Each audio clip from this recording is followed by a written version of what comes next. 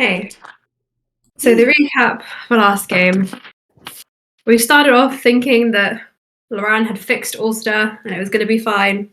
It wasn't fine. So Ulster's body got yeeted into the astral sea, got brought back by Neff briefly, who arrived to help us with Osha. But then we discovered that if Ulster stayed in his current state in the Shadowfell, he would get thrown continuously back into the astral sea and might be dead permanently. So we decided to leave him behind alongside Loran, whose strength was greatly decimated. So they stayed in the mansion and decided to take potions of long rest and leave the door open for us if we needed help. Then we went on with Neff, the astral projection Neff. On the way, we ran into Osha, who was unfortunately killed by the Fae that Ulster sent with you guys. Oh god. The Anis Hag. It's a really good idea. I think he's standing by that decision. Yeah. Neff chased Osha's soul into the astral plane, and hopefully that's in Neff's hands now. We freed Osha from her brother, so that's something.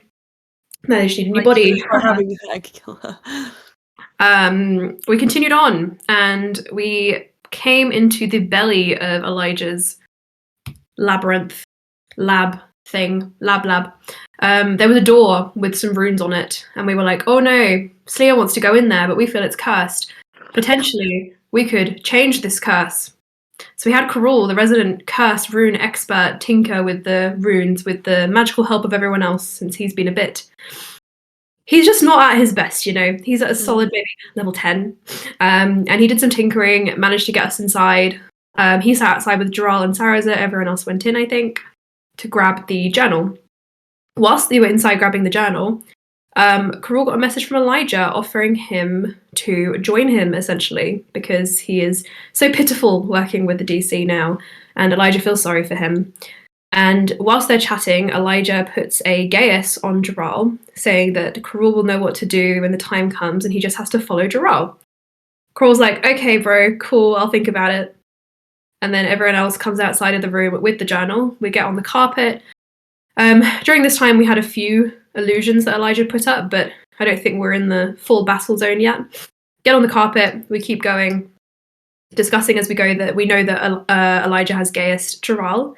Sleer says as soon as anything happens to Jaral that will cause any problems, Sleer will remove curse the geas. Karul agrees that we should wait a bit to do that, because if they do it now, then Elijah could just do something worse. This all happens via the telepathic link. Then we start going through Odyssey's journal, and it is spooky, spooky skeletons, and it looks like someone has tampered with it. But it is very good to find and very instructional and enlightening. And I believe that's where we left off. That was my recap. Yes, it is. All right. Momentarily distracted because I saw a hardback copy of Prior Over the Orange Tree on their shelves, which looks that big. It's very sexy. It kind of makes it more intimidating, really. Sorry? Makes it a more intimidating book. It really does. Tea? Didn't realise you had shaved sides, Anna. Oh, yes. It looks really cool. Just one. Very cool. So, you're all on the carpet, and each one of you has settled down to whichever side you wish. And I believe you're heading towards the end of this tunnel where there is a very, very faint glimmering light. Is that correct? Yes. Okay. So, as you carry on, I'll just quickly remind you that behind you, where the way you just came from, due to the illusion of the cave-in, the corridor has cut off. So as far as you're aware, there is no way back the way you came. Sleer, you hold the journal. What do you do with it?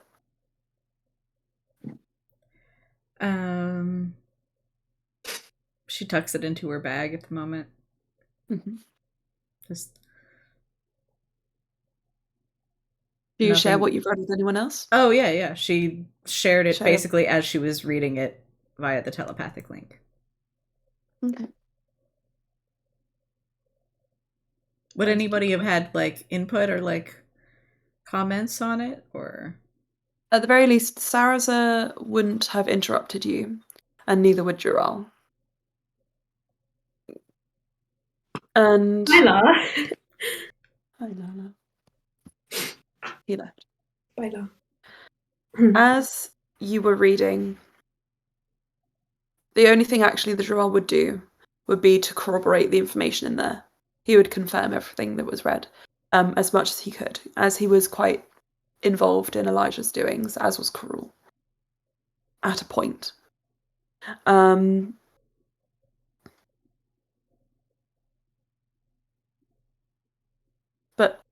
the main takeaway from that journal is that they've heard the other cat. Oh no. That's so funny. Anyway, the main takeaway from that is that there can exist, and you've seen it happen, magic which has yet to be performed in the world. And Odyssey really believed that.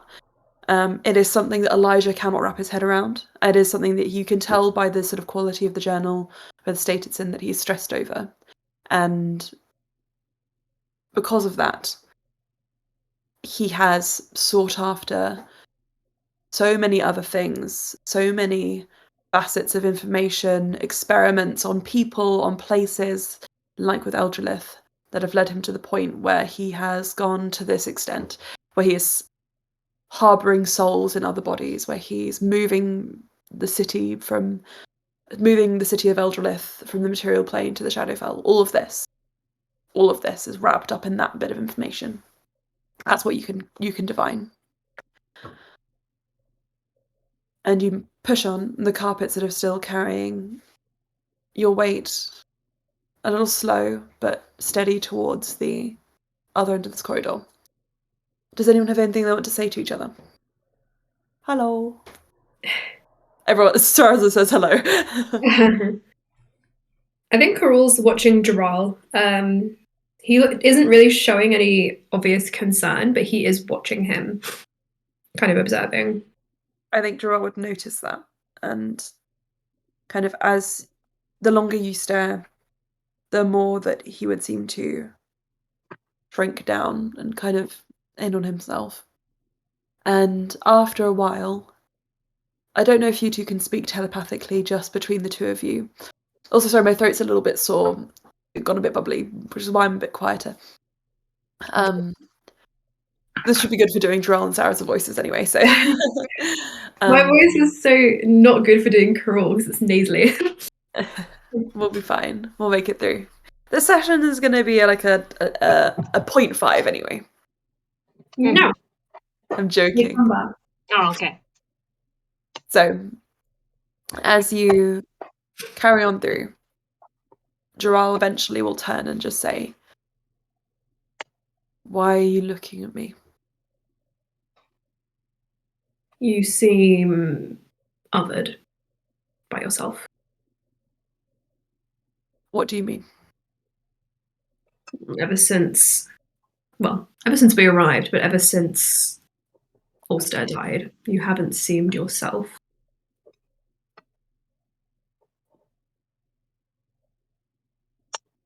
I could say the same for you. I'm doing fine. You had a That's moment nice. back there. A moment with Ulster. He'll be fine.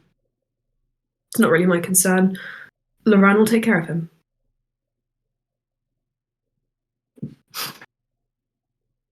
Not a nice experience, though. It's my fault.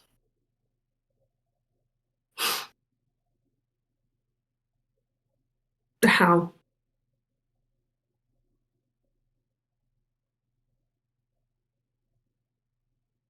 I gave I gave Elijah the tome. Yeah, well, He wouldn't have done any of this if it weren't for me. At this point, I think he's speaking loud enough for the rest of you on the carpet to hear as well.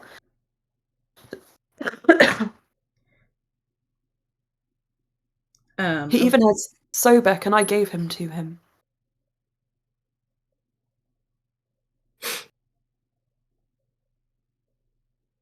All made bad decisions.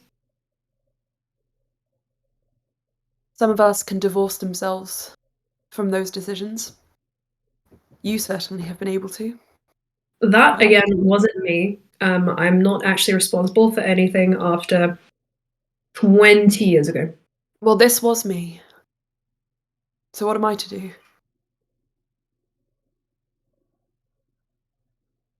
Think about your place in the universe. Work towards a better Well, outcome. I've done plenty of that. Slayer, what did you say? Work towards a better outcome.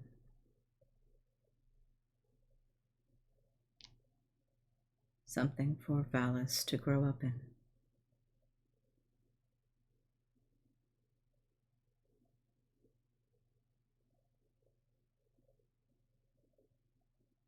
He just grimaces, but nods. And looks at the lot of you and just says, I'm sorry, but you were too quick to give me your forgiveness before. I'll try and earn it now. A second time. For real. Coral looks like he genuinely doesn't understand what Draw's asking forgiveness for. He's like, You already have it. From me. I can't speak for anyone else.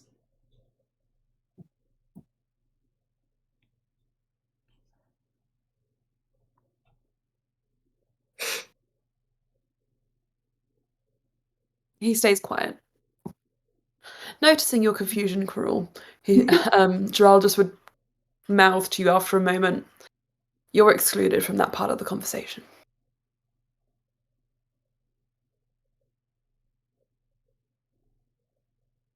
he's like,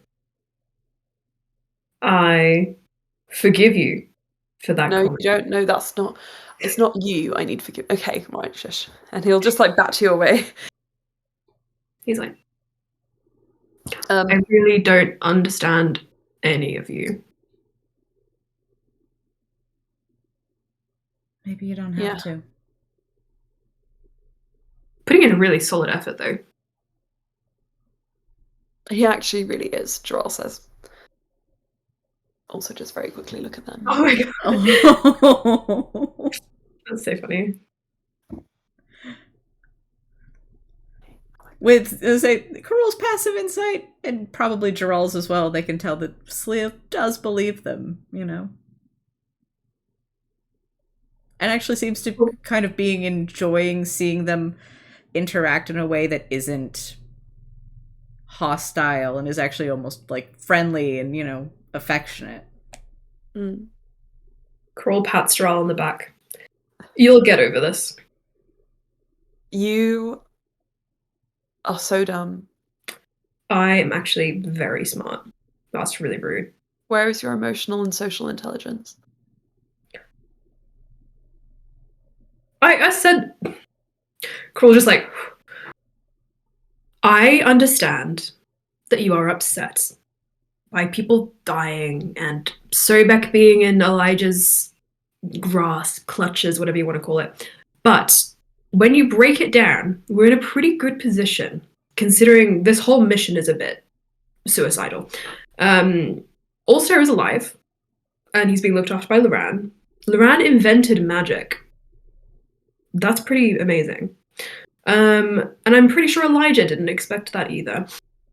Sobek, well, no one really liked Sobek anyway, but we don't know that Sobek's dead. Joel looks upset. He's like, maybe you liked Sobek. We No. will try and save him. That's not what I meant.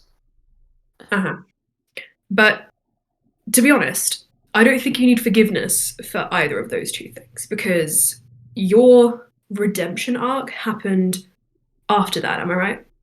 which means that everyone here forgave you for handing over the tome.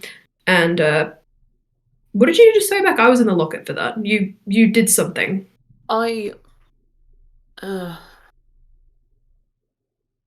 put a spell on him so that you'd follow my every command, led him into the belly of the beast, and then handed him over to Elijah. Okay, so you did some nasty magic to Sobek. I'm sure if we rescue him, he will find it in his heart to forgive you. Has he done that for any of you? I was about to say that might be assuming a bit much, but he'll be alive to have the option, which is... Yeah. Which is better than dead. He'll be happier than if he was dead. There we are. But it would be funny if he died, because then he'd come back as a malicious ghost and haunt Loran. Just saying. Mm-hmm. Posital goes from inside of Cass's clothing. The Anna's hag has like settled on Carol's shoulder and looks very content, just feeding off his aura. Yep. The Annis hag is... Well, it's currently in its little form so that it fits on the carpet. Itty bitty. And Joel doesn't say anything else. Saraza does. And it's not to you, Cruel, sorry. But it is to Sleer, or in the direction of Sleer. And he just says, if Loran could create a magic that saved Ulster, could you not create one that would save yourself? That's not how my magic works. Maybe Loran could teach me. Or maybe you gotta know love yourself a something. whole lot for that.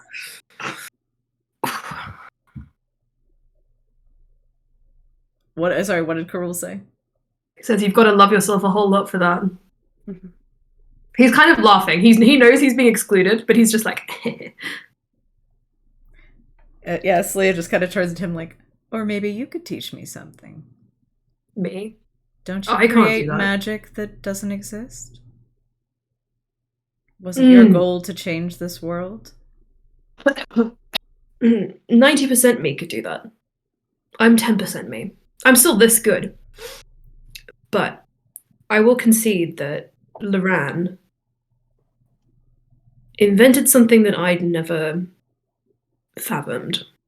He did it without Pay Night as well, so maybe you should talk to him when he can actually stand up again. And if we get out of here alive. But from the looks of it, whatever he did... Hello, Lala.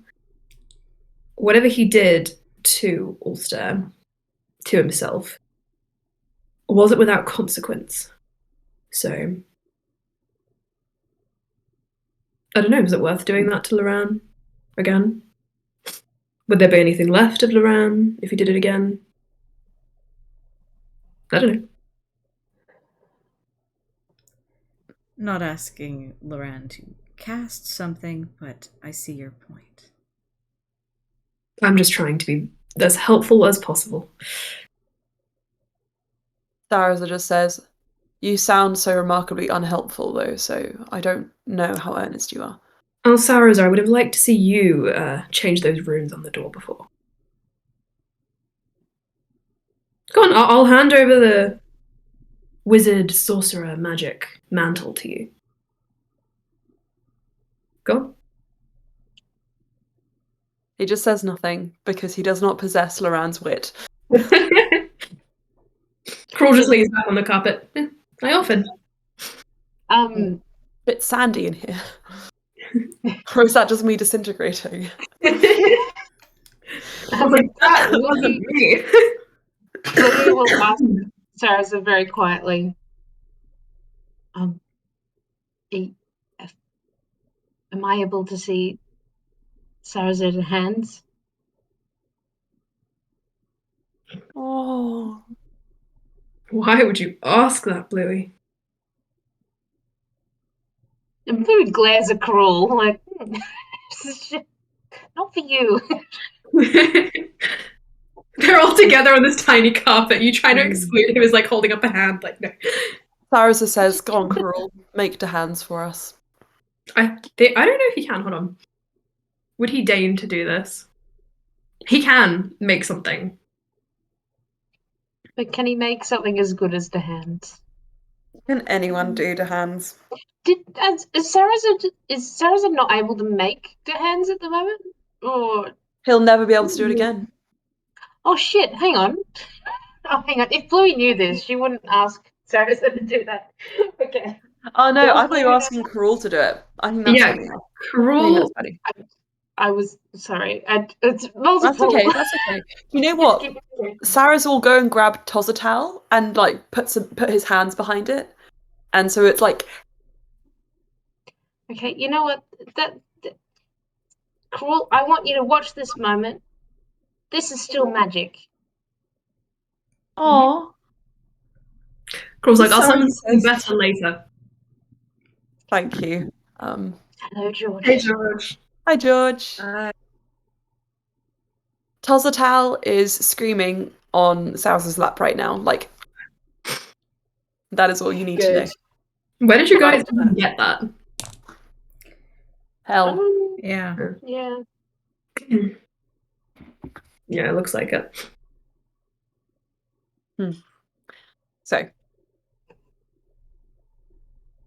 all of this in mind, you carry on deeper into the lab. Now, Celia, you have a mental image of this place. You kind of understand what makes it up.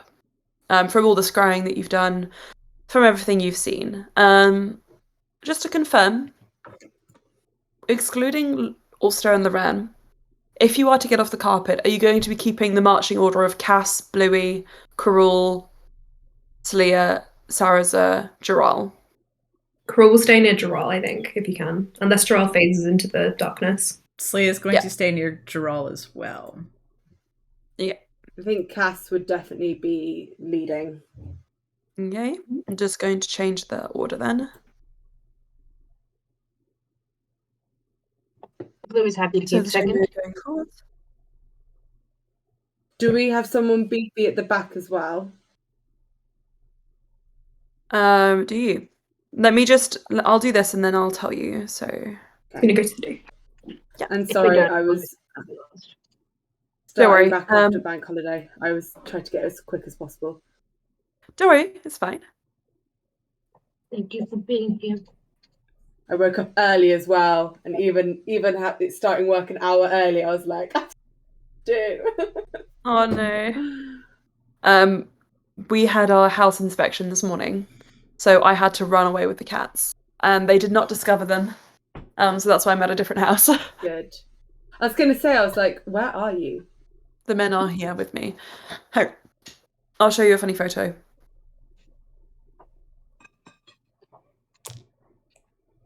They are both on this.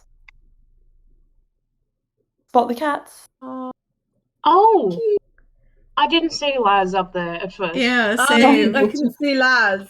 He blends in.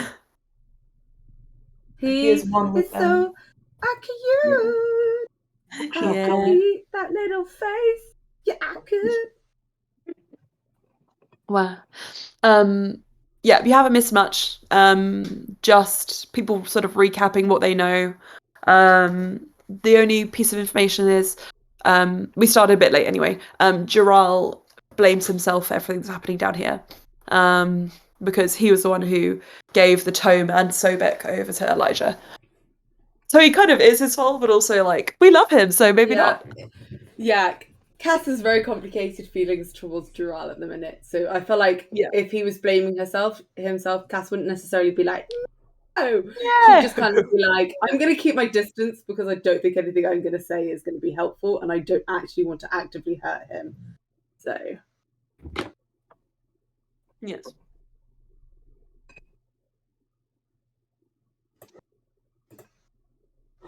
Oh, it's Shabajul. It's Bajal. I'm sorry I had to take them away from you. Shabajul. Right. I'm enjoying the peace and quiet. Yeah. So you have this mental map of the laboratory, Celia. And something that shows you is that you are coming up onto the main chamber of Elijah's lab. You're maybe... Considering that this has been very distorted due to the Shadowfell's weird magic situation, you get the impression that you're not far, but you've still got maybe 50 meters to go before you get to the entrance. As far as you're aware, you don't see any traps. You don't see anything out of place, out of the ordinary. Nothing at all. So, Bluey? Is the entrance ahead of us visible to, say, Bluey? Make a perception check. Because I was going to ask, can I make a perception check? Hell yeah, you can. Okay, that is...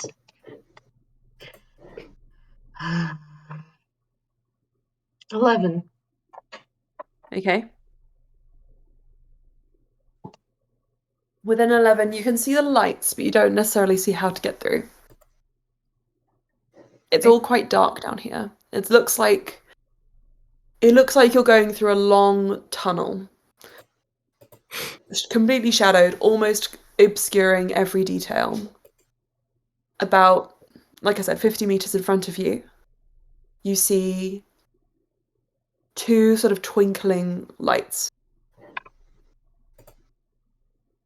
Can I Arcana check those lights? You may, yeah. Can I assist or also do an Arcana check? Yep.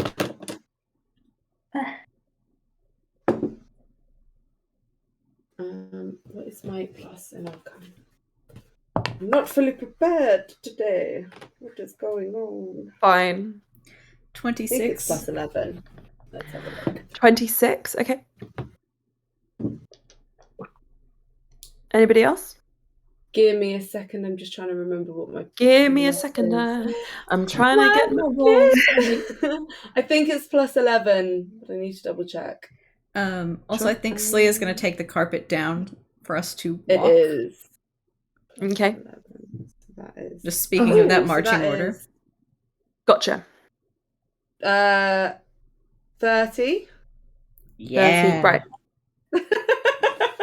Pretty good, pretty good. Do.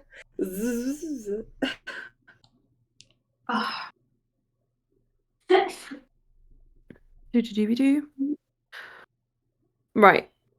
So you look at these. I didn't say what they were. I didn't give it away. You look at these lights, and as you approach them, you see that there is a little more shape to these than you originally sort of noticed, and that there is a magical kind of signature to them. So the magical signature is a teleportation, and the shape is kind of like a shard of glass, but just suspended in air.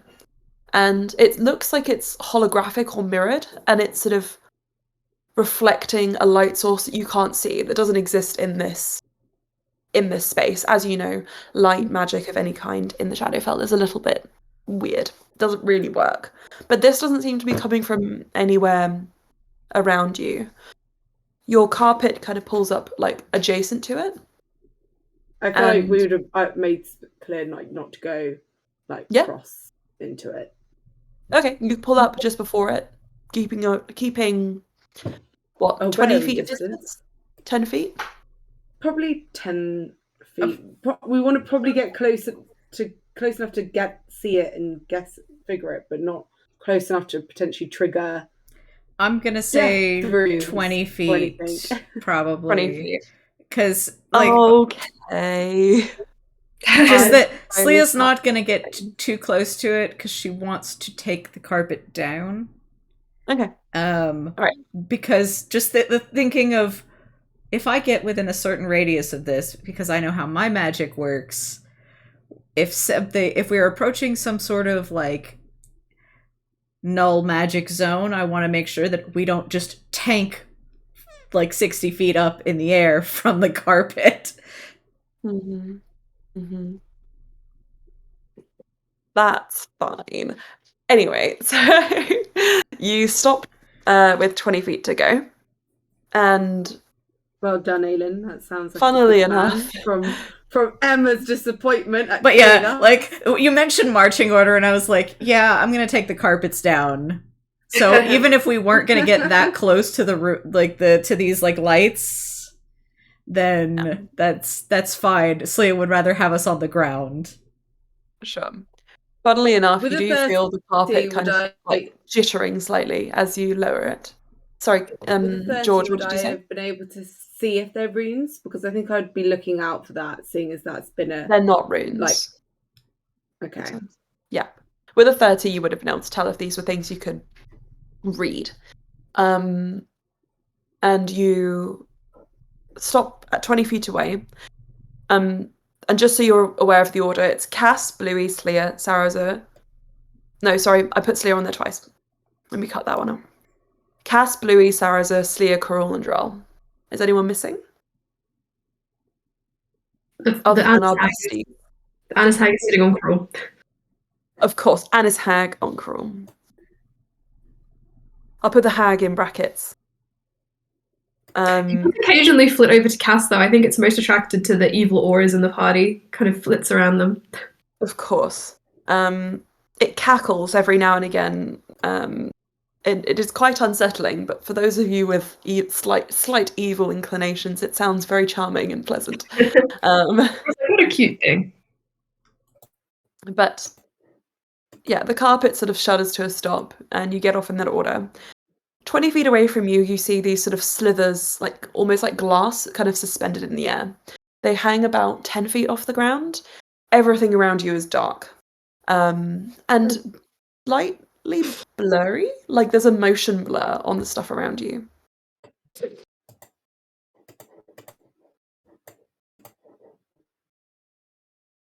Uh-oh. Uh-oh. What'd you do?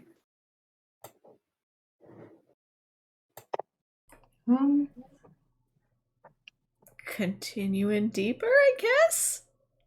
Okay, so Cass, are you walking onwards? So there's lights and it's like a slight blur in front of us, and I got the vibe that it was teleportation magic. Is that all correct? Yeah. Yes, all of that is correct. Okay. I think Cass would be like, well, no, I'm busy. I'm not answering it. Sorry. I think I would like say that and be like a bit wary of walking sort of through it in case it sort of teleports us somewhere we don't want to be rather than somewhere we want to be. So I think Cass would want to sort of see if we can try and investigate it a bit further and figure out what it is before we actually walk into it. Okay. How are you investigating it? If you look around, you have for objects, you have the carpet. There is a little bit of debris on the ground. All of the sort of stone is really, really dark black here, but you can still make out different shapes. I think Cass would try and maybe chuck something into it and see if just an object triggers it. And if nothing happens, then she'll probably fly her familiar into it if the object doesn't trigger it, because it might be that it needs to be a living creature. So but she'll pick up a stone and just like chuck it in. So we're going to see how well you aim. Make me a dexterity check and add your proficiency. So you, as if it was a ranged weapon attack. Okay.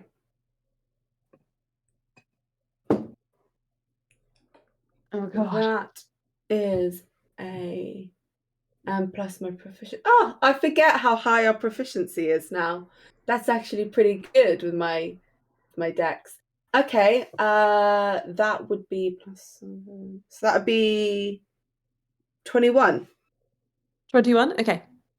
With a 21, you launch this sort of like, is it like a pebble or a piece of flint? What are you thinking? I just think anything that she could kind of pick up from the floor, which is, you know, and also like a fairly decent size. She wouldn't want really light in case there needs to be a bit of weight. Oh my gosh. Do you know what you do? I think you maybe should ask Bluey for a skipping stone. Yes, Bluey, can I have a skipping stone, please? Oh, Yes, of course. Yeah. Shall we both aim a stone in? Why not? You're very good at aiming. Yeah, I got a You did the 21, same. so I won't roll again because I don't want to potentially get a shit one. Do you want to do dexterity and add your proficiency modifier, Louis? It's all right. So it's not my. All right. Okay, no, that makes sense. 2 plus 6, 8, 22. 22? Very nice. I think. So with a 22,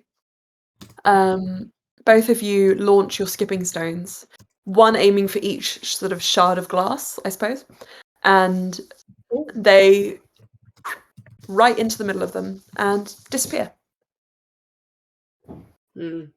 Yes. Does the light extend the whole breadth of the corridor? Like the blurring? The blurring does, except for like the very corners. But the lights themselves are only about a foot long, maybe 2, and like wide enough. Wide enough, like this wide, I'd say. And I think also, as you sort of throw those stones, they also, for a moment before they with their arch, like their projectile, they blur slightly and then they disappear. Okay.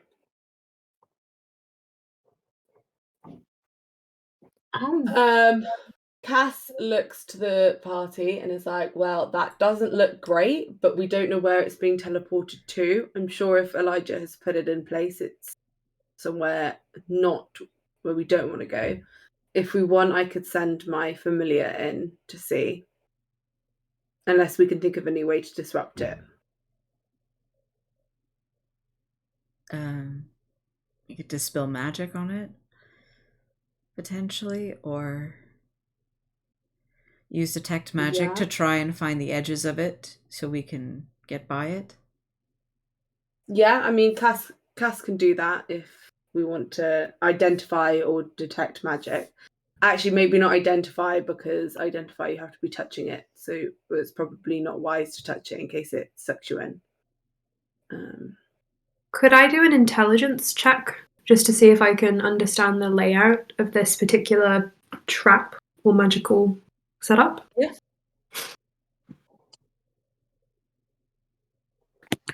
I think it's going to be 19, but let me check.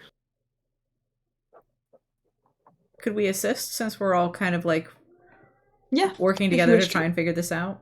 It's going to be If 20. anyone is proficient in Arcana, I'll allow them to assist. It's going to be a 20 because Kroll's smart. Intelligence check. Nice.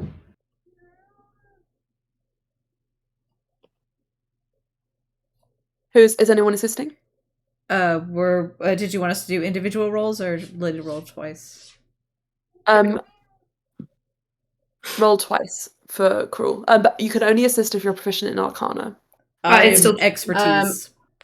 Stunning. There you go. I'll also. I wasn't an Arcana check though; it was an intelligence check.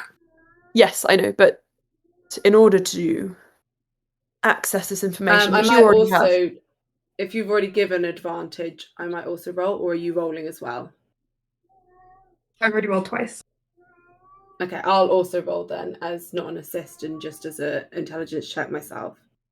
Sure. Because my intelligence isn't too bad. And it was a natural 20, so what? 25. Very good. Okay. If it's a straight intelligence. Sure. So Cass is so smart right now for some unknown Wait, 1 sec. reason.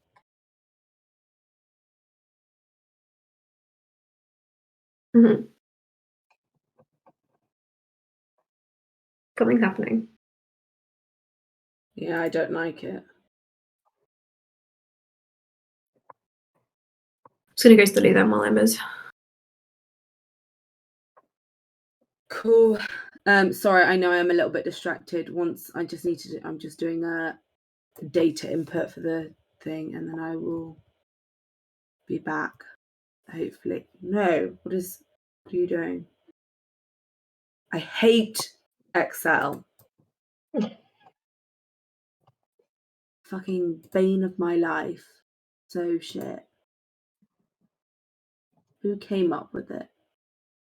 I mean, technically, it's quite a good thing to have come up with, but whatever.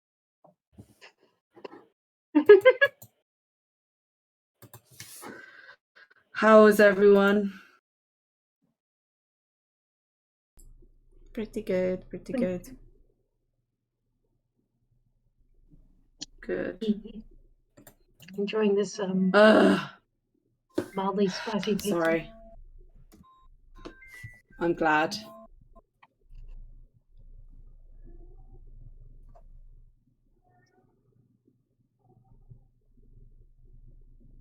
Yes, it is. Who knows? I might have some milk later to balance out the spice. Did you say what kind of spicy pizza is it? They call it a Mexicana. It is some sort of chili, pepperoni, beef, capsicum. I've added mushrooms to it. Tomato-y base. It's very nice. Sounds good, for sure. It's just and I'm almost out of water too. Damn it! Oh, hello! Oh, Hello, baby!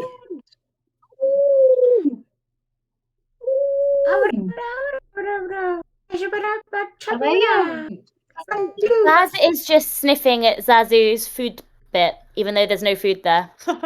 Wait. It's just so cute. Oh, it's so cute. Why is that so adorable? It should be outlawed. Yeah. It's a little wild animal. It should be not allowed for how cute animals are. I'm sorry. I wholeheartedly agree.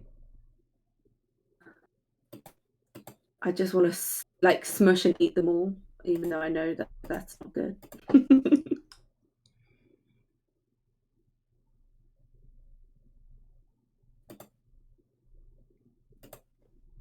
Is this some sort of standoff? Like,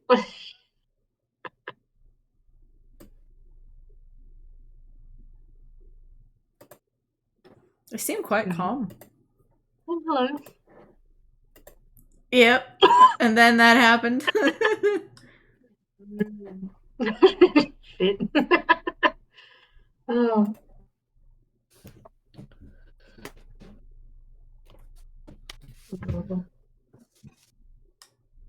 No. He looks a little wild, Baz does.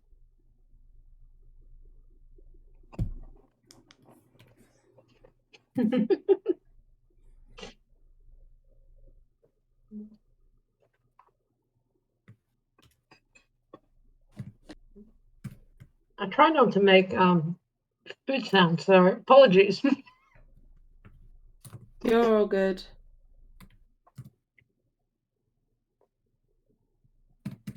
I'm just faffing with Excel still. Hallelujah. We love it. So nobody in the world. Also, actually, that's a lie. My friend likes Excel because she's a weirdo. I also like Excel and spreadsheeting. Of course you do. Of course you do. Yeah. I was like, as I was saying it, I was like, I bet Aelin likes it. Mm-hmm. Why? Sorry. Charlotte was just leaving, and her boyfriend Cal brought in, her fiance Cal brought in their cat to sort of see if it would work. It's interesting. But yes. Right, so to answer the question about the Arcana, Karul, if Lily is there. I am here. Hello. Are you eating my gyudon? Yes. Good. Coral, you would probably get this information first because you would recognize it quicker, and then Cass, you'll probably. I'll explain if there's anything else that you would definitely get because you got a natural 20. So, Coral, for you, it's you can make the link very quickly, almost immediately. The door is still open a little bit. Let me close it. Hang on. There we go. This is not a trap necessarily. Well, not in the traditional sense.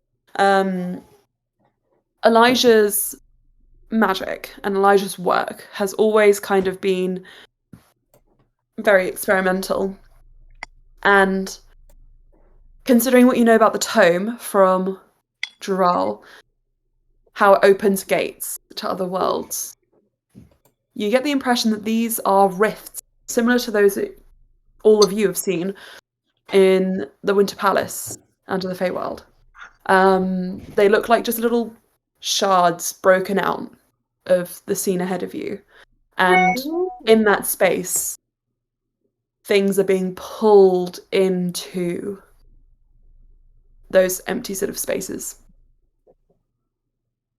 Okay. And the best thing you think you can do in this situation, Cass, you would definitely know that much. I'm also going to say that you know that at least one of them leads to one of the hells. It's hard to say which one. And the other one leads to one of the elemental planes. You can sense that magic. But Cass makes a mental note so that she can potentially retrieve Freya's contract. There are 9 hells, so it has to be the right one.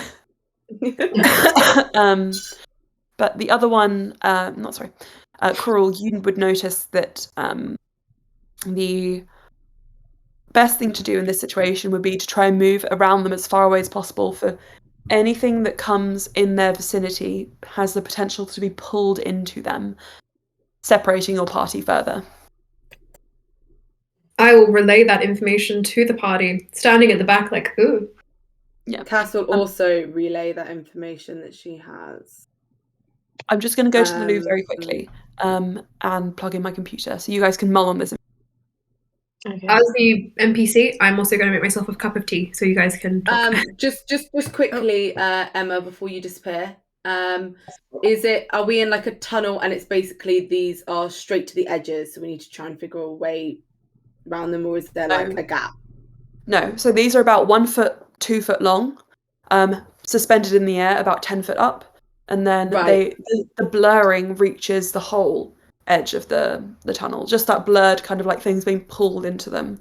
Only in the corners, the very corners, like where you'd have to commando crawl on your fronts probably to get through, are anywhere that's safe. Okay, Thank you. Yeah, I just wanted to sort of figure out if I needed to come up with something. I have mold earth, which I could probably use to try and like excavate a bigger space for us to get through. That would actually be, because you could you can move this space by like 5 feet increments every like 6 seconds. Yeah. So you can, and I can just like chuck the dirt into the tunnel, into the blurring bit, so it doesn't get stuck anywhere. It could just be the hells could just have a mysterious pile of dirt appear somewhere. Did Emma say what the other plane could be? Or an elemental plane? We've got an elemental plane and a hell. Either way, we definitely don't want to go either of those places. But definitely make a note of potentially a quick. Also, do either of you know what would be up with the elemental plane? And the elemental planes. Like, well, there's the elemental plane of fire, so there'll probably be the elemental plane of water, earth, air. Yep. So we've been to the elemental plane of fire. That's where the city of Brass was. So it could be the elemental plane of fire, but it could also probably be water, earth, or air, which we haven't been to yet, and we don't know what's there. So we probably don't want to go. At least not unless we're intentionally trying to get there.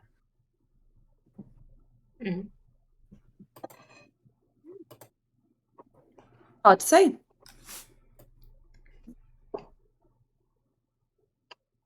But yeah, the existence of, by this point, the existence of lots of different planes. I think Cass, make me. Well, you got a natural 20, so I'll tell you. The different hells that it could be, other than Avernus itself, could be. Sorry. Could be Dis, Minaros, Felagathos, Stygia, Malboj, Maladomini, Cania, and Nessus. Nessus being the lowest. And all of them are their own kind of unique brand of torture. Yeah. Cass makes a mental note of all of this. Is the mental note audible for everybody?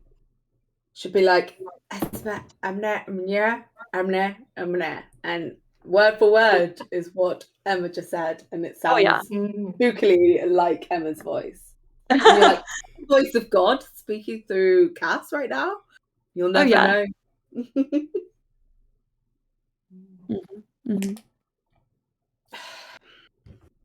I think it'd be really fun if you ended up on one of these places, guys. So do I, but we do have some very pressing matters. If we didn't have life or death matters to attend, I would probably be like, yeah, why not accidentally get whipped into these? So we have an idea to sort of make our way through the tunnel. I think Cass is going to cast Mold Earth in one of the corners to try and make like a slightly bigger tunnel that's further away from the blurring, so they can kind of crawl through and get out. Emma, would casting a spell that does radiant damage? Cass, just to clarify though, sorry, and I interrupted you. Just to clarify, you won't know exactly what this magic is.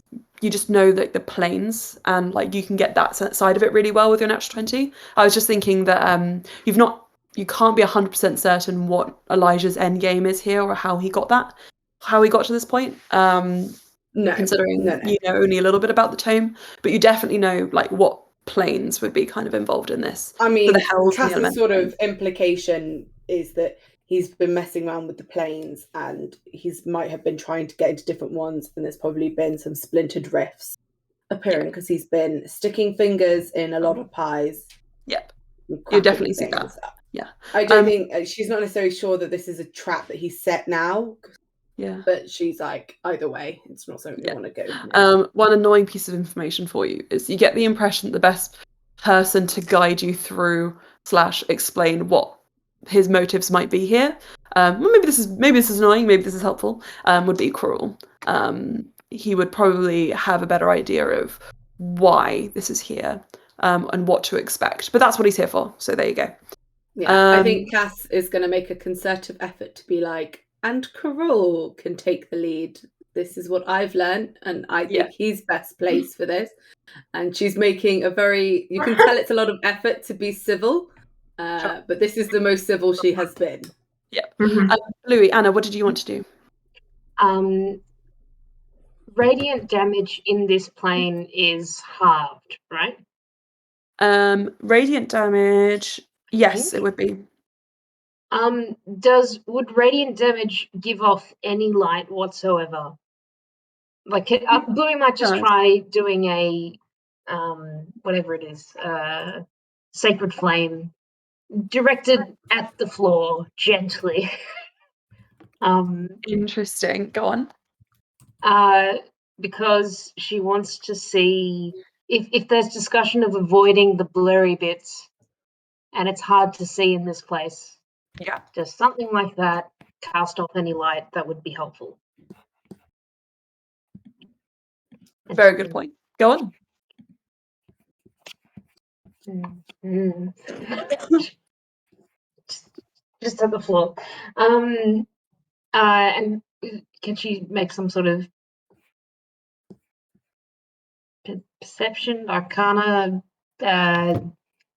intelligence, something to like? What does that do to the surroundings, and what You're does gonna have that to just do? shoot the sacred flame, and I'll explain it to you. Oh, she does so. Yeah. Okay, so you shoot your sacred flame, looking at it just as you kind of see in front of you without any extra investigation or anything.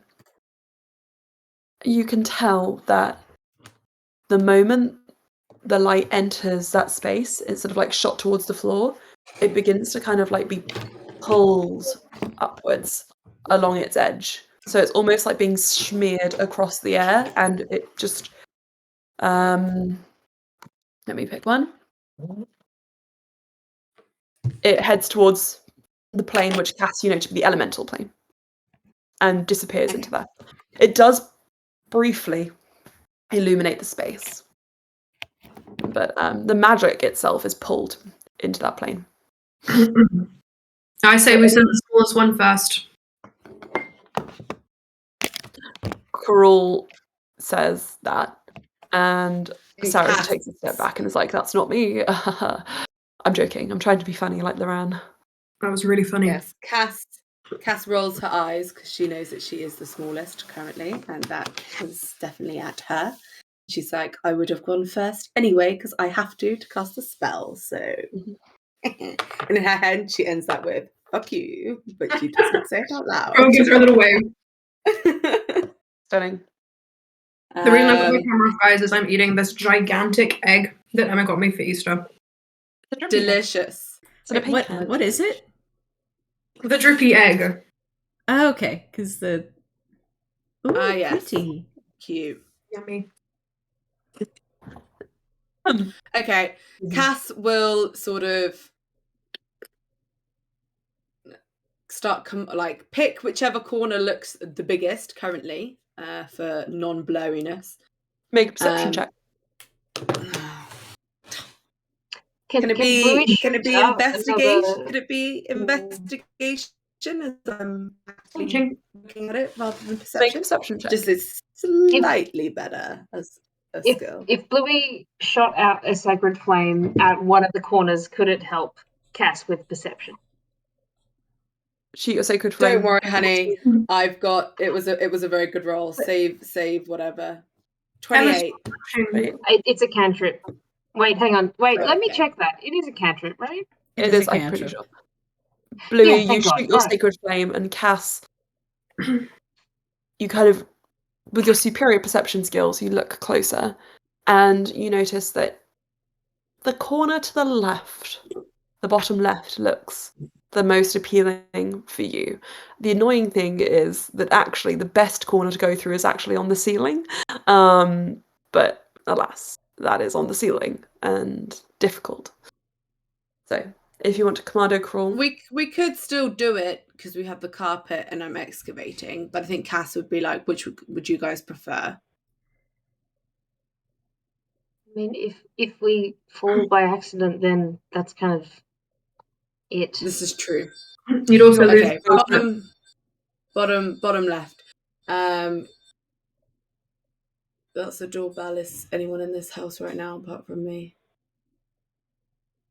you also Yes, looks like you have to go someone one is. at a time through this. Yeah. So Cass is going to mold earth 5 feet as she goes, more like away from the blurring and into like the tunnel. So it's like a little carved cutout, basically. And then with the 5 feet of dirt and stone that she excavates, she will chuck it into the blur so that it's not on anyone and it just gets vanished somewhere. Okay.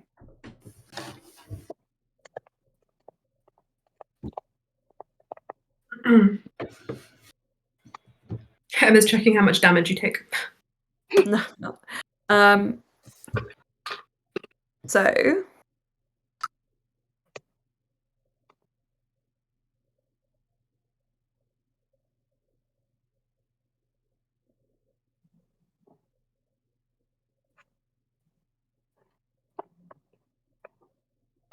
So, for the spell is cantrip, so that's fine. Mm-hmm. You're going to move it. You can only excavate 5 feet at a time. Okay. Mm. So you excavate the 5 feet or so, and you sort of like start to commando crawl through. So you need to pick of these 3 things. You can only have up to 2. So if you target an area of loose earth, you can instantaneously excavate it. I assume you're using that one. Yeah. You cause shapes, colours, or both to appear on the dirt or stone, spelling out words, creating images or shaping patterns. That change lasts for an hour. If the dirt or stone you target is on the ground, you can cause it to become difficult terrain. So you don't want either of those last 2, I assume. She does that just for fun. Yeah, but if like the last one, if it's classed as difficult terrain currently, I can make it into normal terrain. So it is normal terrain. Yeah, I like the idea of like just as like Carol's go through like, oh fucking hell, like this, why is this so sharp but no one else has said anything? No, she won't. So you're aware, because the 5-foot excavation is instantaneous, after you move through it, it disappears. It fills itself back up again. So it only lasts for the moment you're passing through it.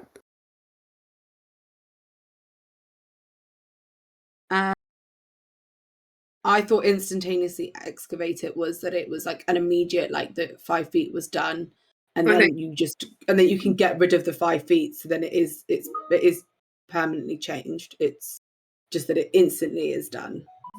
I think George is right. Instantaneous means the effect lasts, like, happens in the instant, in the moment. No, because it's instantaneously excavate it, so you instantly get rid of it, and then you can move it along the ground and deposit it up to 5 feet away. So I can then move the dirt out. Okay, I see what you're saying. It doesn't. I don't think usually it comes the tag back then. So yeah, the tag instantaneous means usually that it happens like that.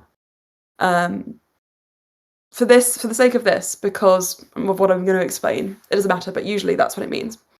As you move the sort of earth and stone out of the way, it can't be filled up again because there's nothing to fill it up again. Because as the stone and debris is moved out, sucked through the portals immediately. But just be wary that when a spell effect is instantaneous, it usually means it happens like that, like in an instant. What spell are you using, George? Mold Earth. It's Mold Earth. Yep. I have that. But that's fine. You can leave that path. So you get 5 foot along this like bottom left corner.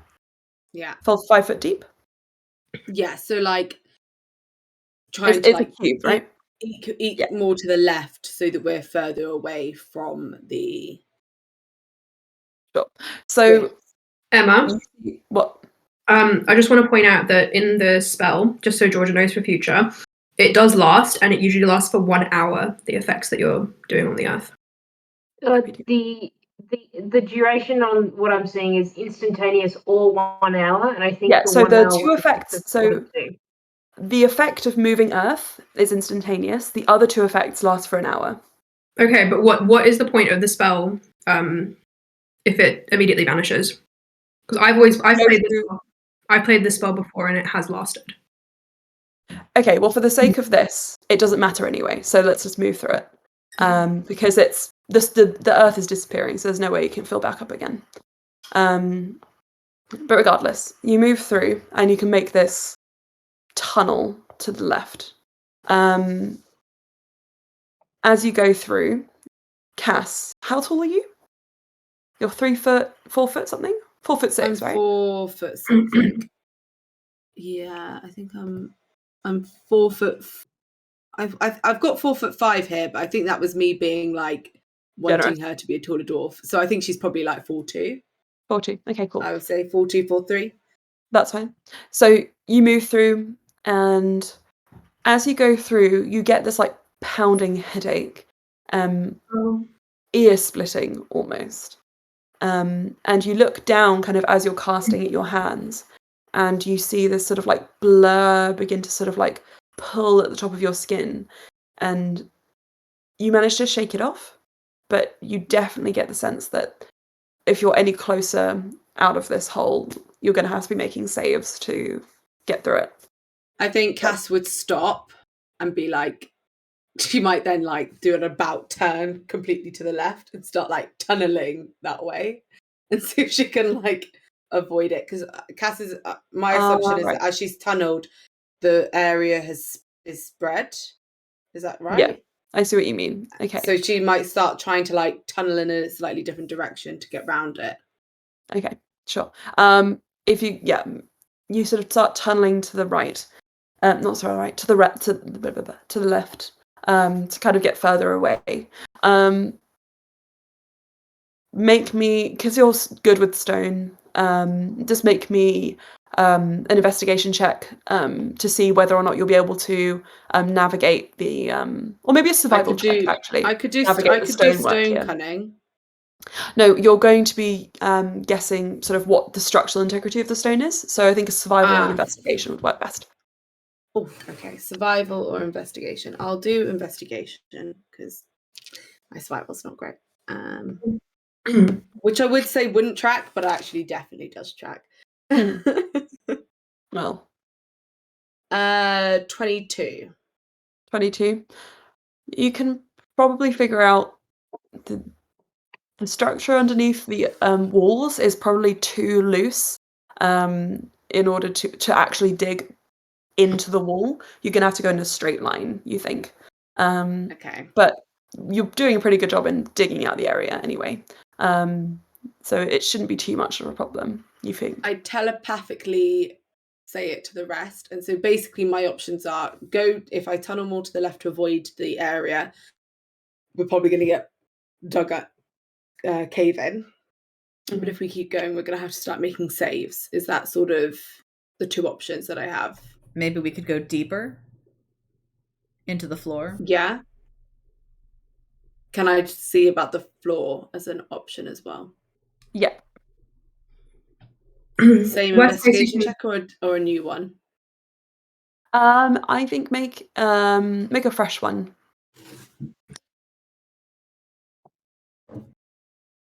Exactly the same. 22. How weird. Okay, cool. Then yes, both 11s. You would know that the earth that you're molding there would probably be.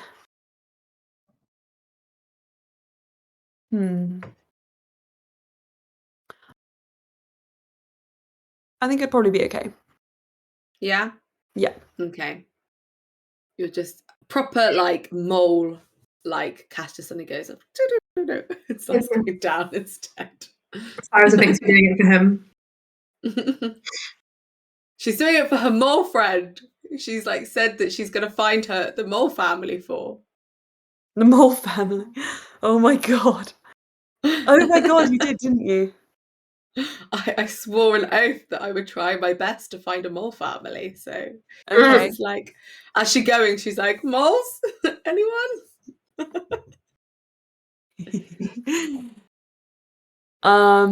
Make me an animal handling check. I don't think my animal handling is actually that good. Where is it? Come on. I need to see. Why won't you?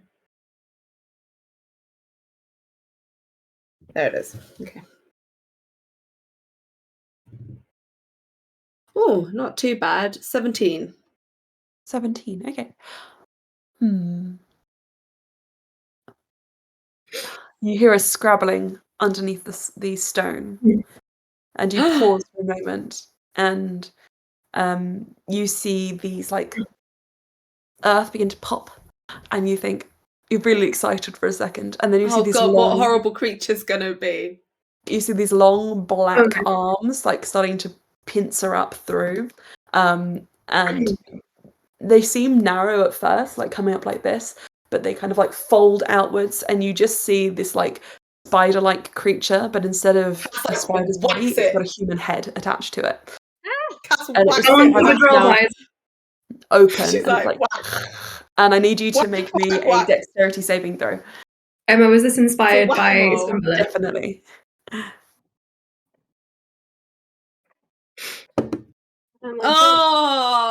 Why did I get all the good? I got a 17 animal handling. Can this like spider not be like, you're chill, but I'm getting the rest of them?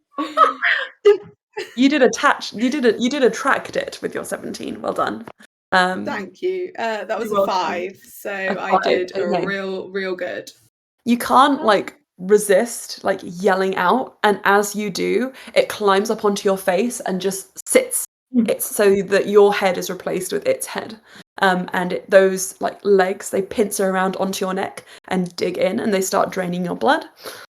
I know what this You are is. going to take. This is disgusting. Cass is Guys, like, this is like. For reference, I'm going to foul. tell you. I'm going to send you nice pictures of what this monster's based off. I so don't you want can to have a look think. at it. And I feel like Bluey, who is directly behind Cass, is just like, you just see Cass be like, can she still be screaming? I feel like she'd be screaming. She's screaming. You take 14 points of necrotic damage as your blood is drained. Okay. Can Bluey send a sacred flame at that creature as best as possible, not through the... Just do it. Just send it at her head. Just kill it. Okay, so Bluey, you have to jump into the hole to properly get to it, or at least dip into it. So you sort of like half hang into the hole, and you see this horrifying visage of Cass, but not with her own head, and with all these sort of like spider legs on her. Okay, the thing does a dexterity save, a 17's dexterity save. 15. Okay, then oh God, it's been so long since I've attacked anyone with this. I believe.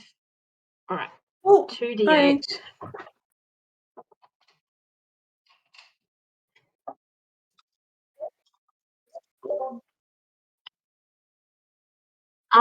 I guess because I'm not like a magic class and I'm not leveling up in magic, there was a compromise in saying 2d8 rather than 1. So if it's 10 radiant normally, then that's 5 radiant.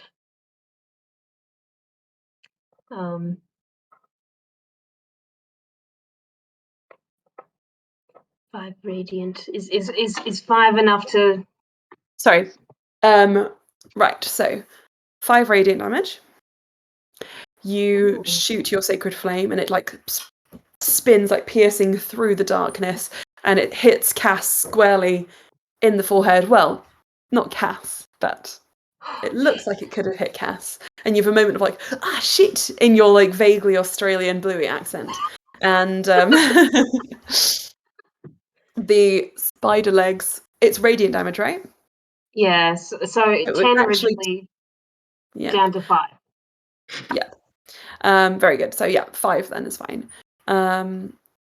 It just shocks through the whole system of this creature. Luckily, this creature is actually vulnerable to radiant damage. So you don't have to halve it, it's just going to be a straight roll. So you got 10? Okay. Cass just has 2 big holes in her neck now. Yep. It does release and crawls down and starts crawling towards you through the tunnel. Can I very, very try and quickly. Can I try and make an attack as it like leaves my head? I think this is the point where I'll need 1, 2. Anybody who wants to get involved in the fight to make me a initiative roll, please. We all just roll initiative. Can I make an opportunity attack as it leaves me and I try and punch it? I'm not going to do anything with weapons. I feel like Cass is just going to try and like hit it, like, you punch know, it? a creature like rolls on you. Go on. Yeah. Okay, so just an unarmed attack. 18 initiative. Okay. Watching. Oh, that would be a 25? 25 to hit. Okay. Oh yeah, 25. You watch as, pulling your hand back, slam, you smash this thing right in the pincers, right in the back of its head, where the sort of like clasp between its neck and its spine and its head would be. And you just send it careering forwards. How much damage does that do? Unarmed strike, is that just a D4? It's an unarmed strike is it does have a It's base 1 damage, plus your strength mod. Yeah, 1 plus your strength. So then 4. 4, great. With 14 points of damage, it looks like it's in a bad way. 5. No, 4. I had 4. With 14 points of damage, it looks like it's in a very bad way. But you do see the earth rumbling a little more beneath you, Cass. No. And so Cass is like, I'll need the initiative, thank you. Cass mentally tells everyone, we have spider company. Lily, Baz looks so funny right now. Mm. I'm going to send you a photo of him. Coral got an 18 on initiative. Stunning. So 25 to 20, please. 20 to 15. So Coral. 18. Leah. Blue, what did you roll? 6. Oh, sorry, I thought you got answered. Then it would be Sarah's.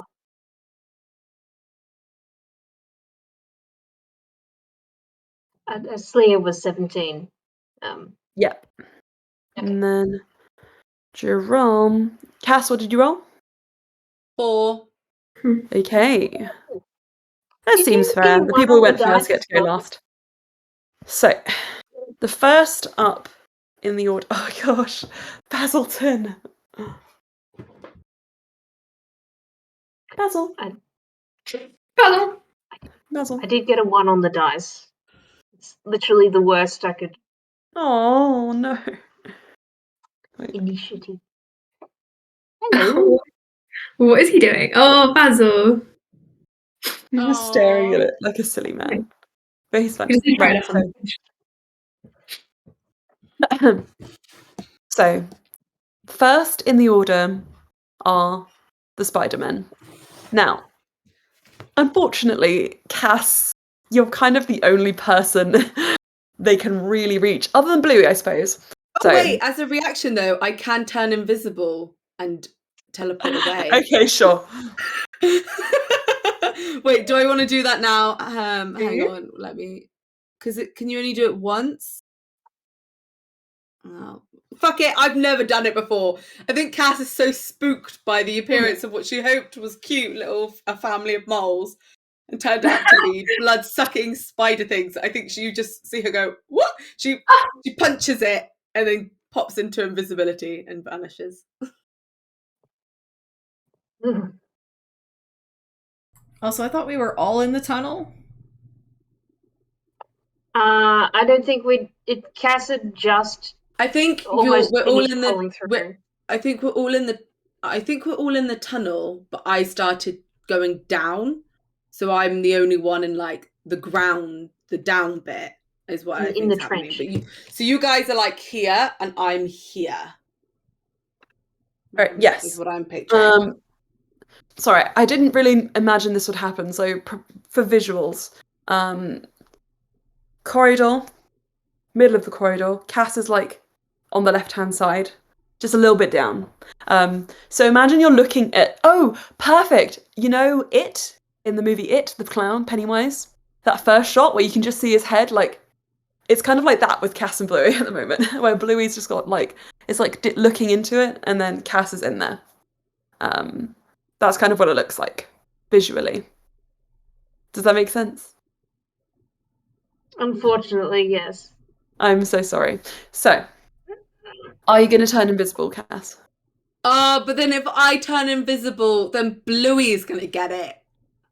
So I think she wouldn't. I don't think she would. I don't think she, because if Cass turned invisible and then teleported somewhere else, Bluey would be the next one to get bit. So I guess Cass is just gonna stay, be very unhappy.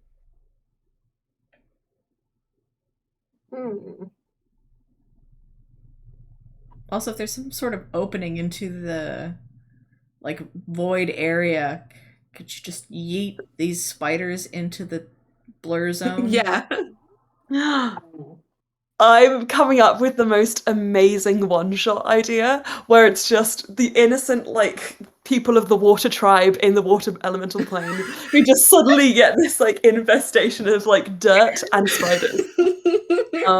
But anyway. These poor people. They're Yeah. just It was fine. It's gonna drown. It's fine. what evil monsters would chuck these things into our planet and be like, get rid Probably of the them. same just evil because." monsters who would kidnap pixies from their homes. Not there, okay? And he's changed tact. This time he invited an Anis hag. Yes, he invited the Anis hag Invited. into the party, and she'll Yeah. eat them all. Anyway, so you.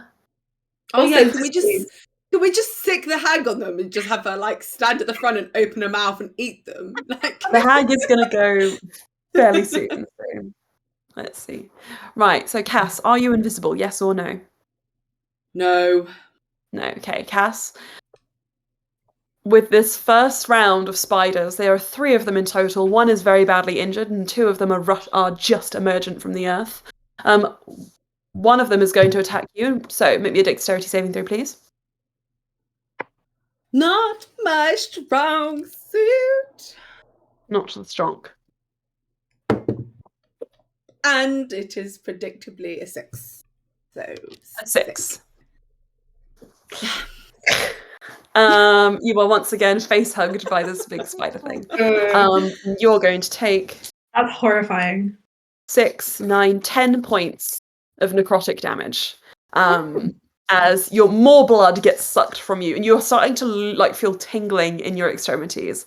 Kind of like it when you have blood taken. No. It's not fun, but straight from the neck. Bluey, I need you to make me a dexterity saving throw as the injured one comes up to you and tries to launch it itself onto your face. I believe that is 17. 17. should have Yeah. invisible. Why did I take it up, Bluey? And it goes right over your shoulder, and everybody else, you're kind of confused because you just heard screaming and scuttling, and you can't be certain what's going on except that it's not very good. And instead, all of a sudden, you just see this human head with legs like fly over Bluey's shoulder and into the middle of your party, followed by a second one. The third one, who's next in the order? It can probably only reach that person. Otherwise, you guys are probably too far away. Saraza, with an 18 on the dice, manages also to bat the spider away. Why do you want Cruel to die? He's helpful. Oh, he's still going to die from a spider bite, but it would be nice if he got bit. Cruel's just standing at the back like, ew. Cruel, it's your go. There are 3 of these weird spider things, of which you can see 2. Right. I am still learning to play a sorcerer. You can do a few things. When you cast a creature. Okay. I am going to... Ooh. I don't think Cruel wants to spend any of his spell slots. I think he's going to start with a firebolt. Mm-hmm. That one of them. Are you going to target the injured one or the not injured one? The not injured one. Okay. So when you target these creatures, I'll just give you guys all this information now so you can make the best judgments from it. When you target these creatures and they're attached to someone, there is a risk, if you miss, that your attack could hit the other person.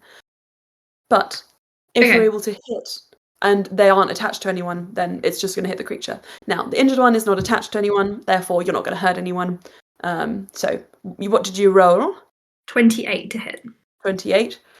Smash. Roll me that damage. It is 14 points of fire damage. It just explodes on the spot. Their roughly 30 hit points is not enough to stand up to 3 rounds of attacks from level 17 characters. I'm level 10! Level 10, sorry, excuse me. It just splatters like Cass's blood kind of just pooling on the floor. And you're left with just 1 that you can see. Slia, you're next. Oh, sorry, the hag. Would you like the hag to do anything? Yes, I would like the hag to do something. And should The I hag eat the leaps one off my head? The hag leaps off Cruel's shoulder. Yeah. Did you know that the Hannis hag has something called tormenting the weak? Just thought that was funny. Wow. They use the flayed skin of their victims to make supple leather. Lovely. Anyway, I'm going to get the hag to make a multi-attack. Which one's closest to it? The closest one is the uninjured one that just tried to attack Sarasa. Okay, so the first attack, so it can make 4 attacks because I rolled that for Ulster. It's going to do a bite because it can only do 1 bite at a time. 18 to hit. 18 does hit, yes. Okay. Do you want me to roll the damage or use the pre-roll damage? Roll it for me. 3, 6, 4. 3, 6, 4 is 13. Plus 5 is 18 piercing damage. It looks bloody. It's then going to take a claw attack at it. 20 to hit. Does hit, yes. Okay. 4, 3, 5. 4, 3, 5 is 12. 12. 12 got plus 18? 5, plus 5. Just explodes 17. in the Anna's hag's teeth. Do you want to tell me how it happens? Oh, the Anna's hag just rips it. You know how in The Hobbit where they take the legs of the spider and rip them all off? Yes. It does that. And it's like, hee. Okay. Yeah. Everyone, it dances over the grave of these spiders. It starts getting cat's cradle with the legs. Yeah, it's like with its intestines, it starts making nice little ribbony patterns. It's quite horrifying, but you are still in the what's it order? I can't see any of this. She's still being. Is there anything within 5 feet of the Anna's hag? Nothing alive. Okay, then except for your friends. It does turn to you all. Do you want it to? It doesn't do anything. It just looks at you all. Sure. So, the Anna's hag is dancing. Leah, I will say that, like, as a free action, you can hear in all of your heads, "Somebody get this fucking thing off of me!"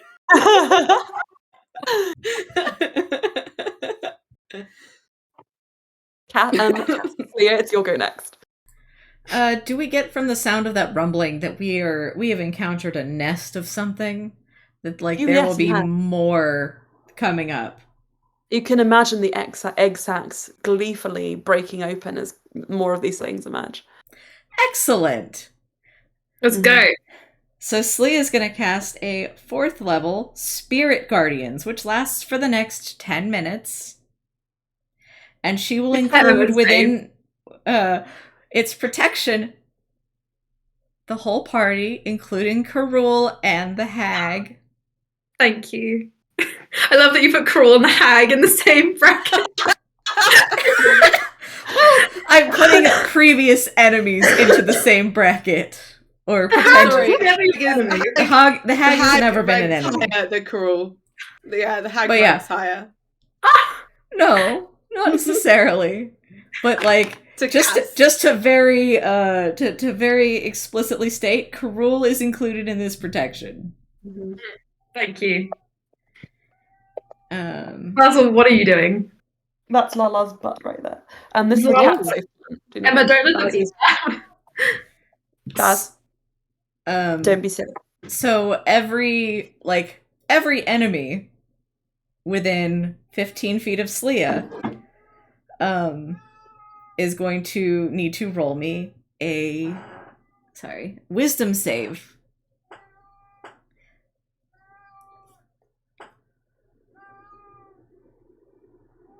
So the one that's on Cass's head is like a 10. And then I'll roll it separately for the little nest, considering they're not in combat. I need 4d8. 11 for the others. Yeah, the save is 19. And come on, it Emma, is... we're much better now. 11's not going to cut it. Does 11 make it? No, that's gonna be 4d8 radiant damage, and I rolled 4 7s. Oh. 28. Yeah, so so that's 28 damage to any Everything. yeah. So Cass, the one that is on you is still alive, but it just suddenly gushes blood and it pours all over your face and neck and seeps into your clothes. And starts like scrabbling against you, like eh. And as is with these creatures, it releases and lands on the floor. Every time they take damage, they release. Also, every time a creature starts their turn or ends, or enters the area for the first time, they will need to make that save and take damage for the next 10 minutes. I feel like Emma doesn't like this spell almost as much as she doesn't like the pixie summoning. This is one of Slea's only offensive spells. And it's designed to protect the entire party. That's what she do. Is I'm here to protect the party. Same with Hag. Same with the hag. The Hag. Okay. As you cast this spell, look, guys, for the sake of brevity, Sarah's sort of is next in the order, followed by Jaral, and both of them just kind of watch as these spiders that burst up through the ground and start scuttling towards you just all suddenly start like twitching and convulsing and spewing blood. Spray them with deodorant or something. Yes, if you spray them with deodorant. Bluey, it's your go next. There is now, I'm going to roughly estimate about 5 of these spiders, all of whom look severely damaged and are just kind of like twitching. They do still look offensive, but they are not currently whacking anyone. Is one attached to Cass? One is just released Cass. Okay. So it's on the floor. Is it within 5 feet of Bluey if she's like near the entrance to the little trench? Bluey, if you get into the trench, you think that you'll be in a better position. You're currently lying on your front. If you kind of like get into it. Now, you do know that you're about 6'6", and if you were to stand completely upright, who knows what would happen? Just so you're aware. Yeah, Bluey is not using any weapon attacks. If there are any little spiders within 5 feet of her, she's going to punch 3. You're going to punch 3. You can punch 3. All right. Just because you're much bigger, I would like you to make me a dexterity saving throw with advantage. Okay. Ooh, 17. Okay. Anything bad? Oh no. You punch a few of them. What's your unarmed strike attack It's a like? +11 and it's 6 bludgeoning. Okay, so roll 3 dice, and if you get a natural 1, it doesn't hit. Okay. I do get 1 natural 1. Okay, you kill 2 of them by just punching them so hard. Cool. Bloody them, and they're smushed on the ground. As you reach up for the 3rd one, you feel your arm being like pulled back like whiplash above your head, and you're thrown off balance. Cass, you're next in the order, so I'm going to give you an opportunity to help Bluey, assist, as you get the impression she is being pulled towards these rifts. Nah. No. Okay, cool. So, just gonna let it happen. No, she will sort of like dive for Bluey's legs, I think, and just like anchor her down, and is like, "You're not going fucking anywhere." And she's like, "No way." Okay, so you anchor her down. Make me a strength check, please. Oh, come on, dice. Like, I've rolled really poor the last several times. Every time I try to get away from spider biting, it's gone real fucking bad. Ah. Thank God. That is a 17. 17. Okay, that's fine. Everybody else, you see this happen. So, at the end of the order, as Cass leaps to grab Bluey's legs, and Bluey is like halfway being pulled towards the rift. You manage to ground her, but Bluey, you punched a lot of those spiders, and the two that you punched have kind of, with the momentum, the force of it, been kind of like thrown up slightly, and they begin to get dragged into the rift, and you notice that the force of it is getting quite intense. And all of you looking up, as more stuff is being pushed through, the dirt, the spiders, the stones, the magic, it's gotten bigger and bigger. It is now doubled in size, you get the impression. You get the impression the more you put through it, the bigger they become. To the point where you notice sparks as the two rifts begin to hit each other. And I need everybody here to make me a dexterity saving throw as you throw yourselves to the ground to avoid a huge wave of magic that rolls off. There's a good dexterity saving throw. Yeah. Okay. Dirty 20. Dirty 20. High five.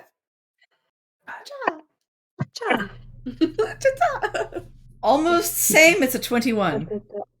21. Okay. I mean, that's like a better score, but it's not the dirty 20 we were looking for, so.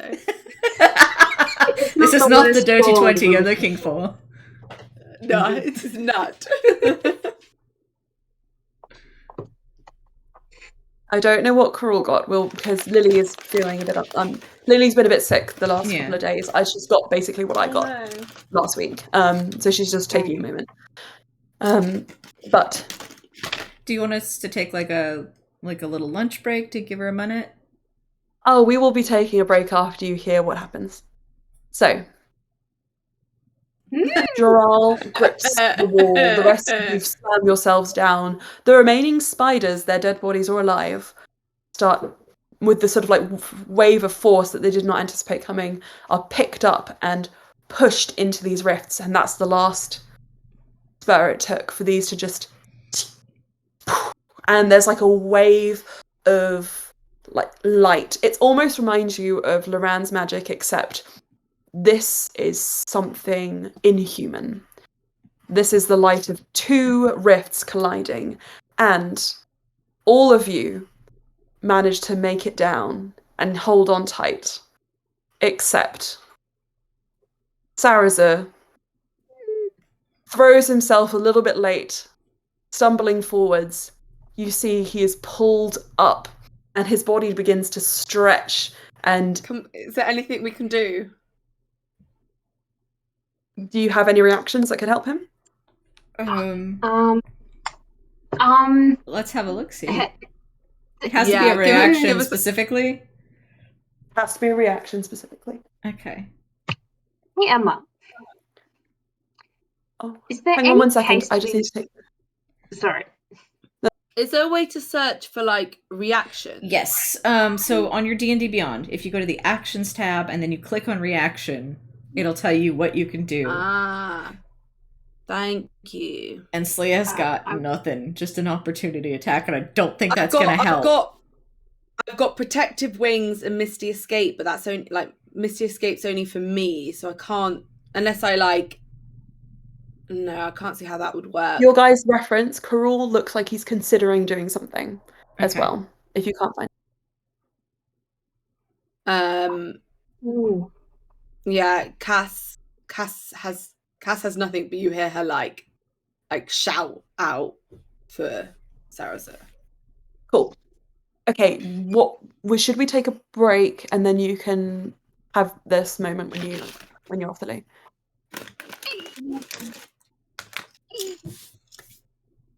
Okay. I'll have a look at it and see if we can do something. Okay. All right. Okay. I think we're going to take a break. Is it a bit too early for a lunch break for you guys? Because if we If we go for a lunch Not break, really, then I'm going to go home. I think I'll walk us home. Because I don't tend It to. takes I it'll tend to take have about 20 lunch minutes for me to get there. later anyway, so I don't have lunch in the breaks. Okay, that's fine.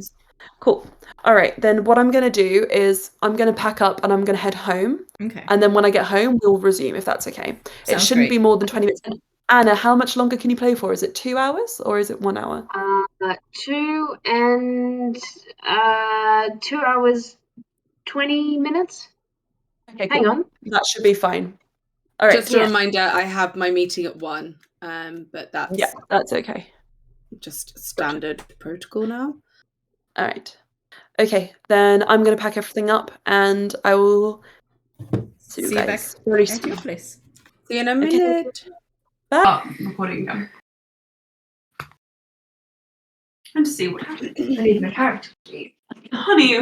Oh. I don't remember cool stats. Yeah, I was going to say. I used to have them on hand. Oh, wait. You know what piece of music would be really poetic for this? What? Hang on. Let me see if I can find it.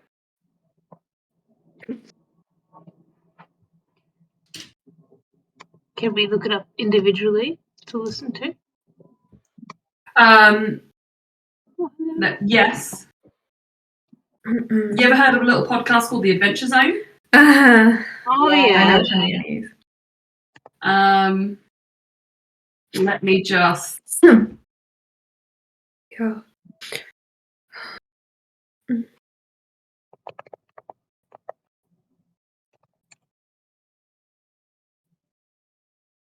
I have to go all the way through to find it. That's so annoying. Okay. Hang on. Let me do it this way. I don't want a free trial. I don't want a free trial. I don't want a free trial. Only if it's free forever. It's good, the Adventure Zone music. Which music are you using? Arms Outstretched. Which season? First season. When they're in the Suffering game and they have to pull, they see rabbits. No, they're not rabbits. They see Magnus about to get like his soul split out and like they grab him. Yeah. Amazing. Good moment. Great moment. So everyone now. Yeah, kind of, yeah. Covered in spider gunk and splayed out on the floor, holding onto the earth, scrabbling to grip onto absolutely anything that could keep you down. You look up and you see that Saraza has been struggling to hold on. The earth that he's gripped onto is peeling up away and being pulled in to the rifts.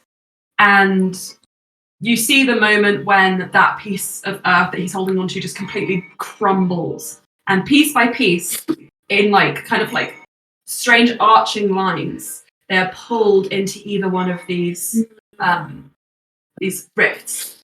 And then Saraza's hands have nothing left to grip onto. And arching from his back first, like pulled on a string, he is slowly and then very quickly can we try and save him? Karul, is there anything you want to try and do? Okay. The reason I clarified for this is because Karul's top of the order, so I wanted to see if I could do anything. What do you try and do? Karul is going to try... He's going to look at Jaral, and then he's going to let go and grab onto Saraza. If you let go, you're going to get pulled. He's going to try and grab onto him. Because he's holding on with both hands. He's going to reach up and grab him. Reach out, and you're able to grab onto something. You need to make me a strength check. Mm-hmm. This is such good music. Strength? Yeah. Come on, sorcerer. Oh, 15 with a 15. So much for my life. It's enough to firmly hold onto him, and you are pulled towards this rift, which is just widening before you. And as you go through it, living, breathing human matter, it opens up. And on the cusp of entering, you see a vast ocean in front of you. Just endless, no horizon. And then you realise you're not even looking at the top of the ocean, you're looking somewhere in between, just suspended in water. Mm-mm. You're in the elemental plane of water, or about to be. Do I have... And Crawl, it's your turn. Okay. I am going to convert with my sorcery points, which I now know how to use. I'm going to convert my sorcery points to make a dimension door a bonus action. And I'm going to try and dimension door me and Saraza past this area, further into the lab. And I'm just going to be like, you better come with me. Okay. You cast Dimension Door, and on the cusp of being pulled into the abyss, the watery abyss that is the elemental plane, you almost, in the distance, see an aboleth reaching out its inky tentacles. Perhaps like, the I beak will of a have my kraken fight. reaching up, and then you find yourself hugging Saraza's waist on the other end. That's a ship that no one wanted. Everyone, yes. You have, in fact, made it through. I need to restart my timer. I immediately throw him to the ground. I'm like, ugh. On the other side, Joral looks dumbfounded. Gotcha. But all of you guys are still on the ground. And when I say you land with your dimension door, you land, I think, with a reasonable distance away. But you were still thrown forward by the speed and like the intensity of these rifts colliding. You didn't go all the way through, so it's not quite taking up the whole mouth of the corridor. Everyone else, if you don't go now, you're not going. What do? Next in the order is Bluey. Okay, Bluey's gonna, I guess, I don't think there's any other action she could take to make this safer for her, so she's just gonna try and crawl, and I think take a dash action. So if she's still got long strider... I just like this idea, though, that you're crawling over Cass to do it. Yeah, like Cass is you do actually probably crawl over Cass. And then you're like, goodbye.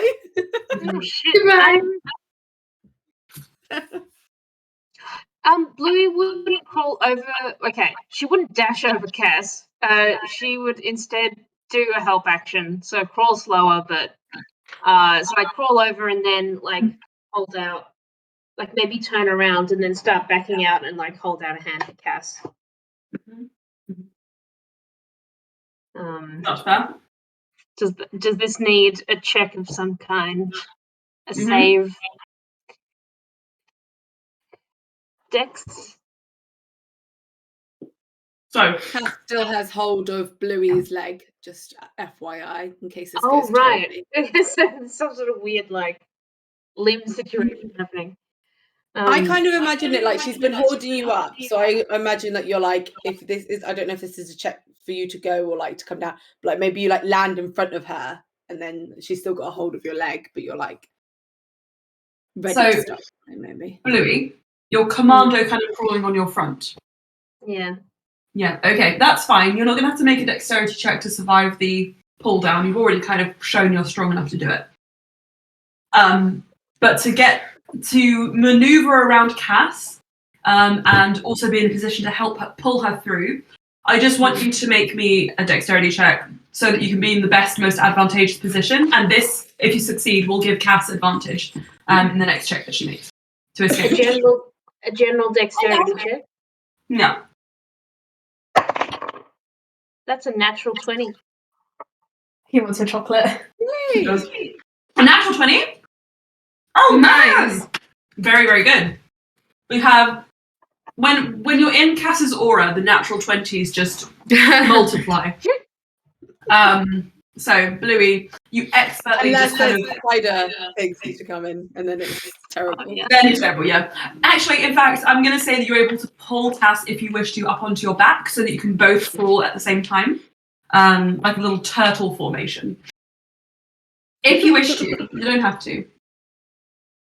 I think that would be giving more height to the situation, and Bluey does not want to do that. Well, then you can propel forwards, like a little torpedo through the earth, like a mole. Oh my gosh, you're a mole.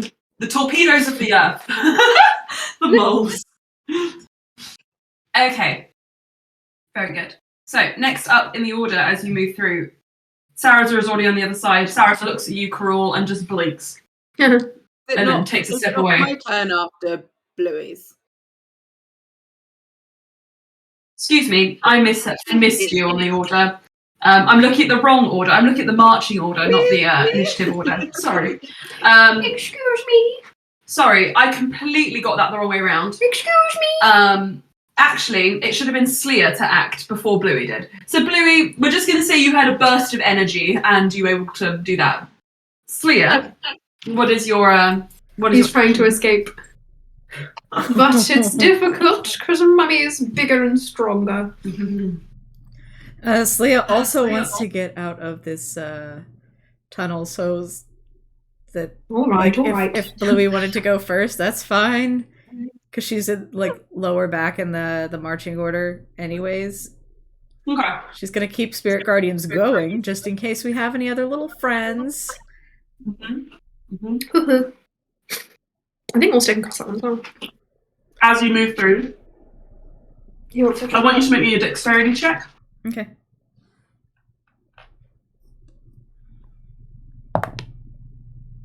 Not terrible. It's a 15. 15? Yeah. Okay. With a 15 on your dexterity, you see a cat who does not want to be here. His name is Saraza. No, his name is Karul. Saraza is gonna have to be in debt to Karul his entire life now. It was my plan all along. Clear. With that, you are able to push through and you make it, kind of getting clogged up in the tunnel behind Bluey and Cass, but you're pretty secure in your position. You're very hunkered down. You're hitting the ground low. You don't feel like you're in, unless there's another flash of that magic, you don't feel like you're going to be in any danger.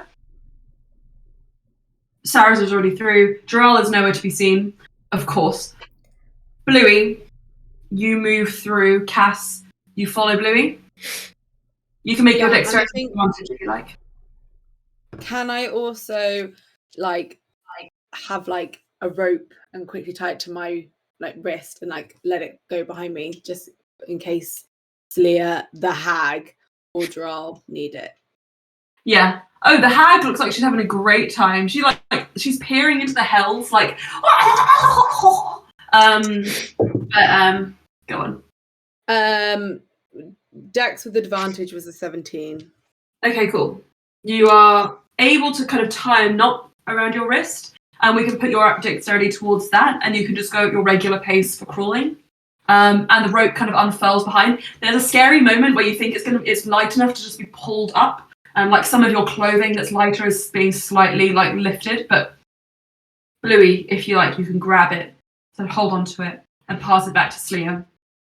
Yeah. And you three are connected on the floor. We wouldn't entirely leave the exit in order to help, Sleia through and Jarrell and whatever that fey creature is. Yeah. Puzzles, yeah. Okay, you want to help them through? Hi, Basil. Yeah. Okay, cool. So you can sort of stay near the exit to help move people through, and Cass, with your rope, you're able to pull somewhat on the other side. And I'm just going to say that one by one, you all burst through like spiders from a little spider's nest. But you guys have 4 legs. I mean, 2. You have 2 arms and 2 legs. Everyone knows basic anatomy. I know basic anatomy. So you guys make your way through and out the other side. And the other side of these rifts are exactly the same, just mirrored. Spooky. Yeah. And you do see that they're now taking up a lot more of the corridor than they had before. And yet again, you find yourselves realizing that going back the way you came is becoming increasingly unlikely. In fact, Celia, for you, this is probably pertinent information. Going back to the room with the journal in it at all is probably impossible. Uh-oh. Now, luckily you brought it with you, so it's not a huge deal. But if you had left it, oh no! Anyway, that would have been so stressful for you guys, but it's not because you didn't leave it there. So what are you doing? What the heck? He's not going to scratch her. So he's stretching. Baz is being funny.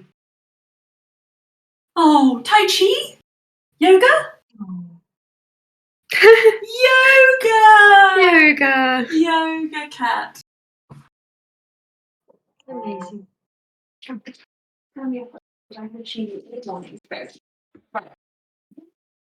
So, you guys are on the other side of my rift puzzle. Thank you very much. You solved my rift puzzle. My rift puzzle. And you make it through and are reunited. Sarah looks a little shaken, but otherwise unharmed. A moment after you all stand up, kind of realizing that the magical surge has died down, Dural drops from the ceiling, having gone through the wider left-hand side, climbing across the ceiling. Does Sarah's say thank you? Sarah's looks at Cruel and just says, quick thinking. Thank you. Thank you. My pleasure. Yeah, you see Cass like kind of for the first time be like genuinely like, thank you. And you see a distinct least saltiness from her. Mm-hmm. He goes over and straightens Dural up and pats him off. Dural. Baz, you are so fluffy.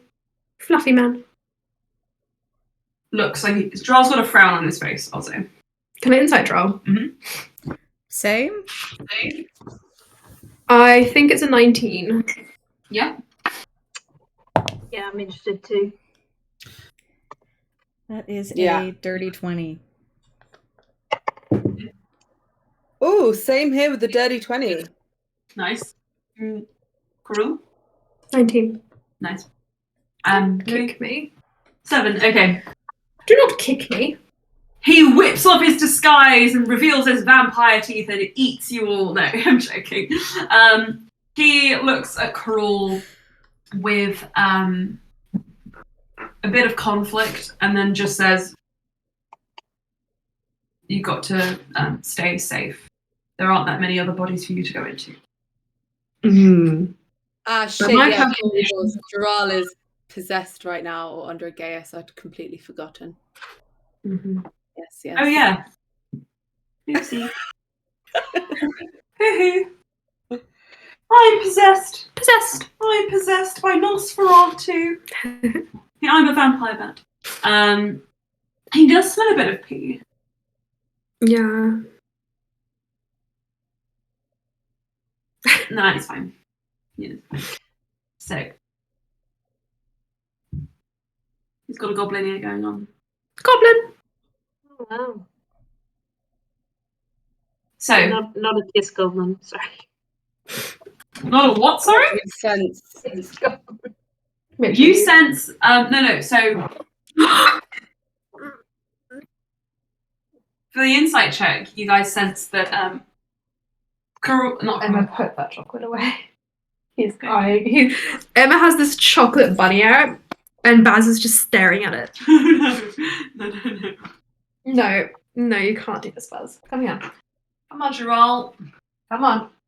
The way Dural is looking at Cruel is like someone whose loved one has recently put themselves into peril. He is definitely concerned, but that is the extent of the emotion. Worried, concerned, that kind of thing. That's why he's frowning. He's like, why did you do that? You put yourself in peril. But I like Sarah's But Cruel's just like, he just waggles his eyebrows and doesn't say anything about why he did it. You guys also all are in the know, except for Bluey, sorry, you don't see this bit. You're all in the know of the fact that Dural is currently having some kind of magical effect from Elijah working on him, perhaps. And as you kind of insight check him, his eyes do look a little bit distant when he's sort of like, when he looks away from Karul and he kind of disengages from that conversation. He just kind of like look around like, wait, what? Like as if, where am I? For a second before kind of like remembering himself.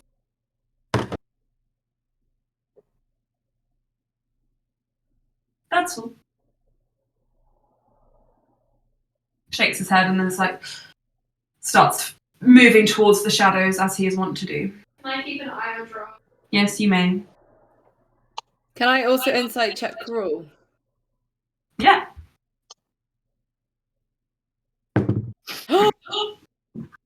Not another one, surely. Oh, wait, can you see it? Oh my god!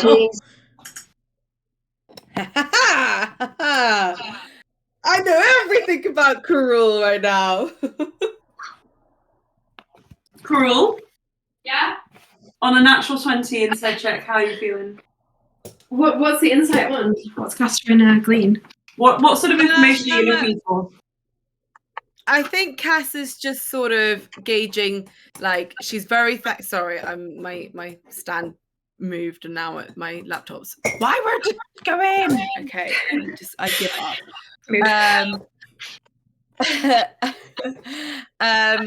I think Cass is sort of, she's very thankful that Karul saved Saraza, but I think she's kind of like, she's one insight checking to see how he's feeling about that and why he did that, but that is a lesser thing. She is definitely more focused on how is Karul around Drow, knowing that he's under Gaius, because obviously we trusted him with that information. So it's like those two things mainly, but yeah. Okay. I'm going to sync that down to, on your insight check, how is Karul reacting to Jarrell's situation? Yeah. I'm assuming you're kind of wondering, making sure he's on your side still. Yes. Oh, yeah. What do you feel? And also a little bit like, was it a genuine reason for saving Saraza, or was it nefarious ones? That might be a bit out. That might be a separate thing. But at least You might have to in ask response him. to this conversation, you might need to ask him about that. Just the moment for that has kind of passed. But the responding to this conversation, just the Jarrell thing then. With Jaral, I think you would only be able to tell this with like a very high roll. He is concerned about Jaral. He actually looks concerned, and he is very hyper aware of what Jaral is doing. And he seems to be looking between Jaral and Sleer. He seems to put a lot of trust in Sleer saving Jaral. If Jaral acts out, I think you would get. But it's very genuine concern. I think seeing that, I think Cass would privately message Karul and be like, we won't let anything happen to him. We'll save him. Karul looks surprised that you've messaged him, and he'll just look straight at Cass and he'll give a nod and continue walking beside Droll. No smarmy reaction this time. And from that message, like, you genuinely know, like, Cass, although she and Jaral have had issues in the last week, she does genuinely care about him and she would do anything to protect him. So it is a very genuine message to Karul. Karul, on the other hand, she might not do anything to protect, but she can gun Jaral. I will say that Karul is sticking close. Like, Karul is focused on like Sleia and Jaral. Sleia is doing the exact same thing back. She's very focused on like Jaral, making sure and also looking for basically any signs from Karul to be like, hey, if you tell me the moment to do it, I will. Can I either focus my passive insight or keep making insight checks on Jaral? Yeah. If you want to sort of sustain passive insight, then just give me your insight check score. My passive insight score. Yeah. Passive. Passive. Give me a second. Passive insight is 19. Mm-hmm. So again, you guys already know this, but I'll just reiterate. The way passive works is, if I say you notice something, that's kind of based off of that base score. We're not going to note it. You're not going to miss something that's super obvious or that you're focusing on just because you might roll low.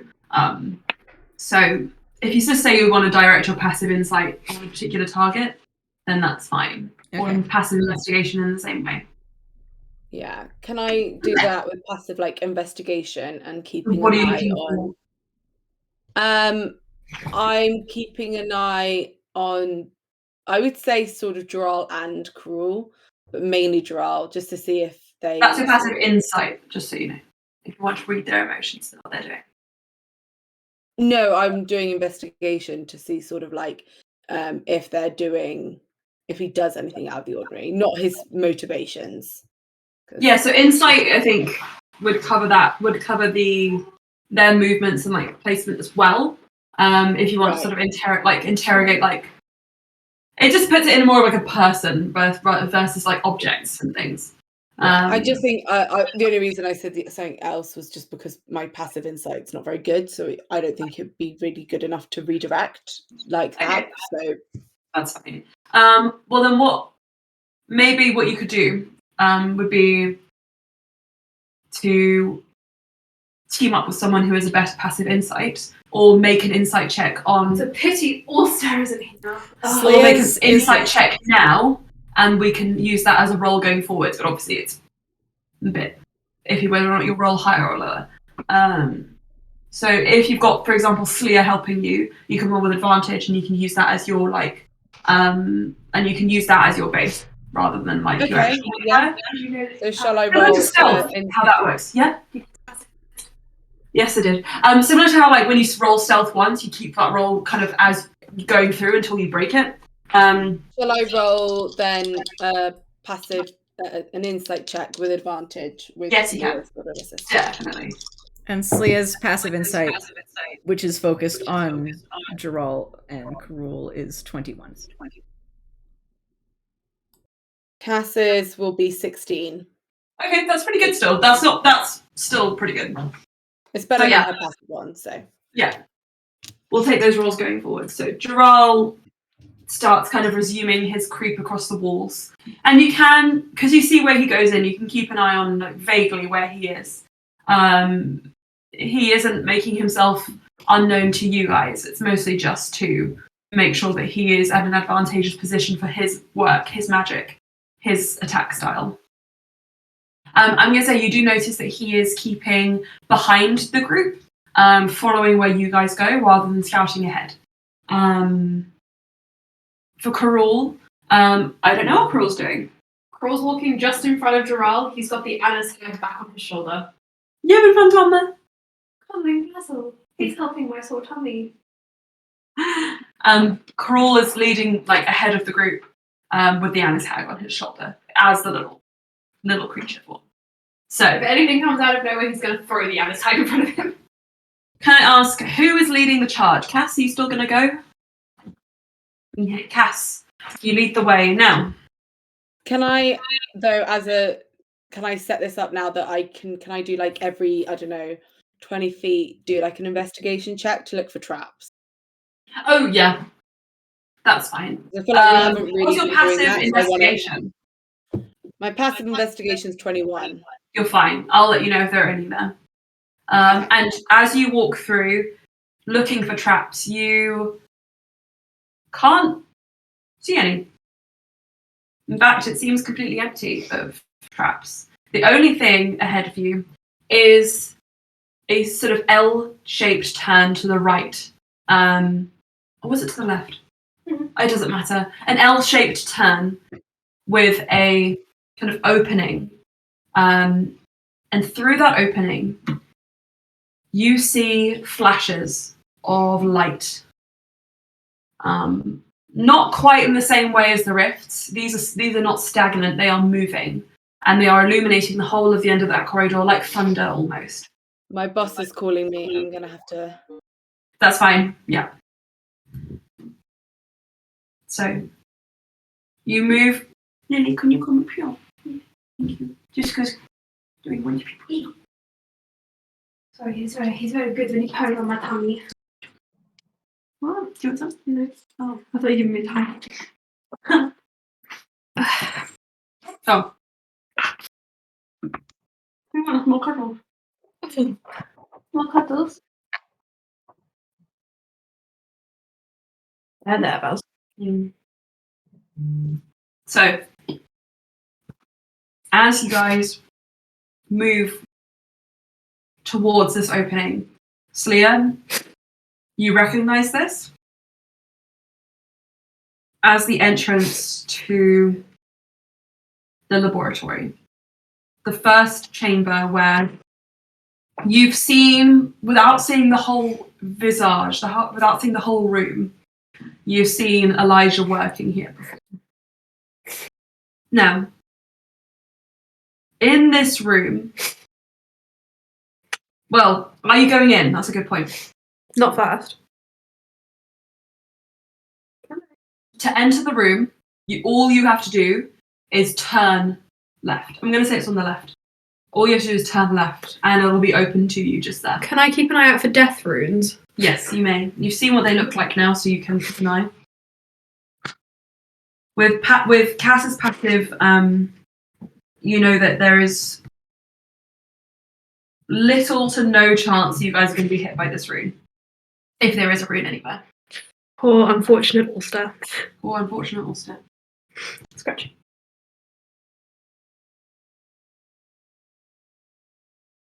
So, are you guys going to turn in? Coral's like, I'm not going first.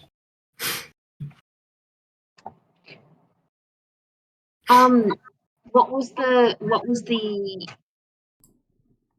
oh, did Krill just make it? No, did Slia make an inference or something about turning into the room? No, so I'll explain. Basically, you get to this L-shaped turn, and I'm just going to say it's on the left because I think I said it was on the left last time. And you know that if you turn into this room, you're going to be at the very entrance of the lab. Like, it is in the actual chamber where Elijah was working in your scries. So Elijah could be around the corner, essentially. That means where's Elijah, Emma? I know. You guys made it so far into my lab. Look, when you say it like that, Lily, I think, say it ain't so, I will not go. Turn the lights off, carry me on. He really does. All the small things. All the small things. Yeah, he really does. Yeah, you do. Fuck. Basically, Slea's gonna check in with the telepathic bond to be like, are we ready to face Elijah? Because I think this is where we're going. Like, that's who we're coming up against. Blue replies, if we attack him, do we try not to kill him? Do we have a plan for going in this room? Like, is the plan to attack him? Is the plan to get the tome? What are we getting Sobek? Like, that's what's the play? Or are we looking for a way out? Saraza says, are we in a condition to fight him head on? And he looks at Cass, who's covered in blood. He looks down at himself, also covered in blood, almost sucked through a rift. So yeah, how much of your magic have you used? Don't worry about that right now. If you plan to sacrifice yourself at the very end, you need to make sure you make it that far. Exactly. Can I add something? Cool. He steps forward. I really don't think you should be trying to kill Elijah without Loran and Ulster. That's just my contribution. I think he'll probably die. I think you guys are right. kind of a match set. Sorry? What was the last bit? Oh, you guys are kind of a matched set. Oh, sorry. And Slia said, I think you're right.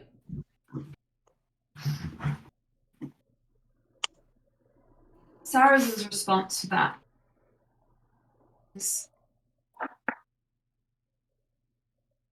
don't we have to try, surely? If we're not a match sake for of him everybody here, here. then what's important for us to get out? If you can get the tome. Sobek, Sarasa says. Oh yes, and Sobek. So Sarazer, you get Sobek. And the rest of us focus on the tome and getting out. I would also like to add, I will be saving magic to get myself and Jaral out. Don't take that personally. I'm sure you all have ways to get out yourself. But if everything's blocked off and we can't run, I have a backup plan, guys. And what's your backup plan? Does it get He all just of us goes- out?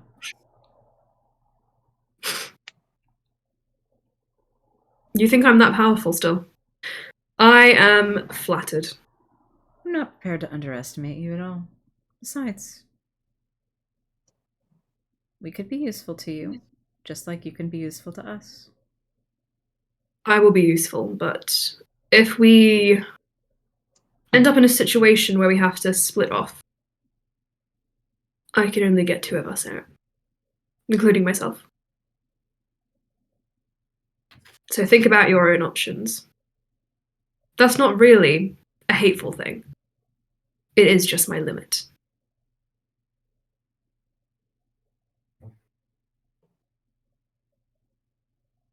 How about a distraction? What could distract Sarasa asks. Elijah? Sorry? What did you have in mind? Sarasa asks you. I have an idea. Okay. Elijah, Bluey and then Cass. yeah. Look, Blue would say something along the lines of, he's big into knowledge. Knowledge. Lamborghini. Which I feel like Bluey.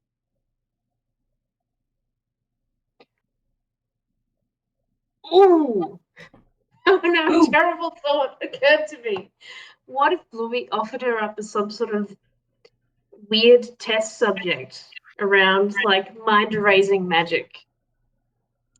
Sarasa says, okay, so we're looking for a better idea. I am absolutely not offering this any kind of test subject. I mean, Elijah might already know who everyone is, but what if I disguise myself as Slia and we try and distract him that way? You could. Sarasa says, just make sure you don't actually try and reach for the tome. That would be a giveaway. Can I suggest if you want to distract him, why don't you genuinely engage him? Talk about the magic Loran did. I'm sure he'd be interested in that.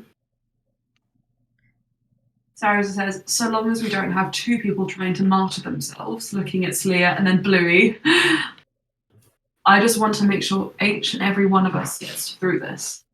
It's highly unlikely, but that's very noble. Yeah. I'm not going to lose Cass any. very specifically doesn't want Slia to sacrifice herself. That's why she's saying that she'll disguise herself as Slia.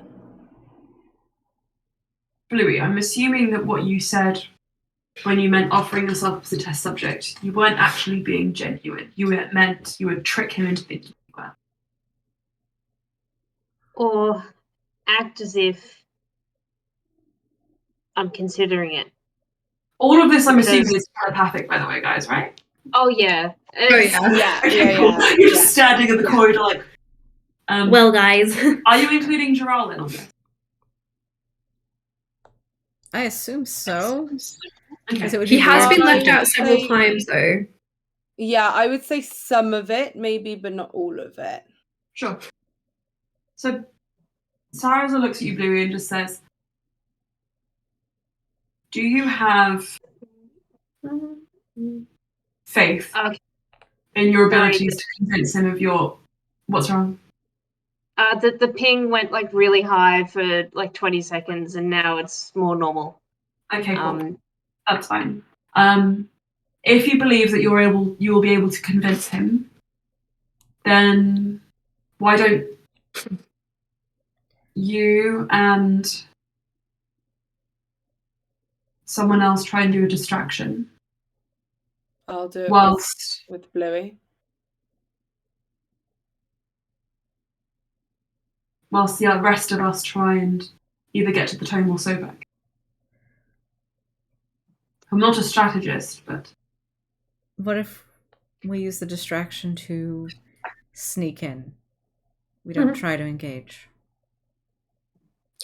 He knows we're here. I don't doubt that he has eyes on us right now.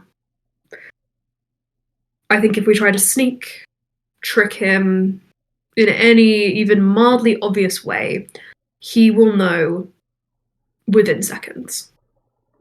So do you think trying to disguise myself as Slia is pointless, or do you think that's an attempt? What if we get eyes on the book, we teleport to it, and back? That's a good idea. Speed will be of the essence. Cool. I can cast Arcane Gate if we wanted to all get there for the book. So, Cruel. As it is part of your contract, it's important for you to pass on certain pieces of information. Okay. You would be aware from what Jaral has told you and from your understanding of Elijah's magic that anyone, of course, who is non-drow who touches the tome and without being past it by a drow would be subject to an extremely painful and miserable end. Mm-hmm. And you get the impression that because it is so tied up in teleportation, gates, etc., and Elijah has been experimenting with it, it might be wise to use as little teleportation magic as possible. In its vicinity. In its vicinity. Okay, Corel passes that on, and I will retract what he said earlier.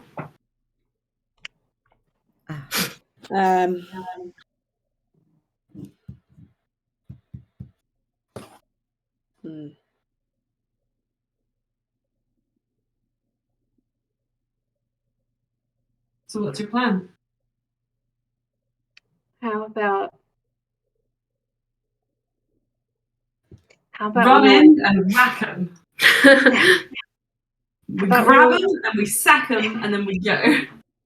I mean, fuck, I wish.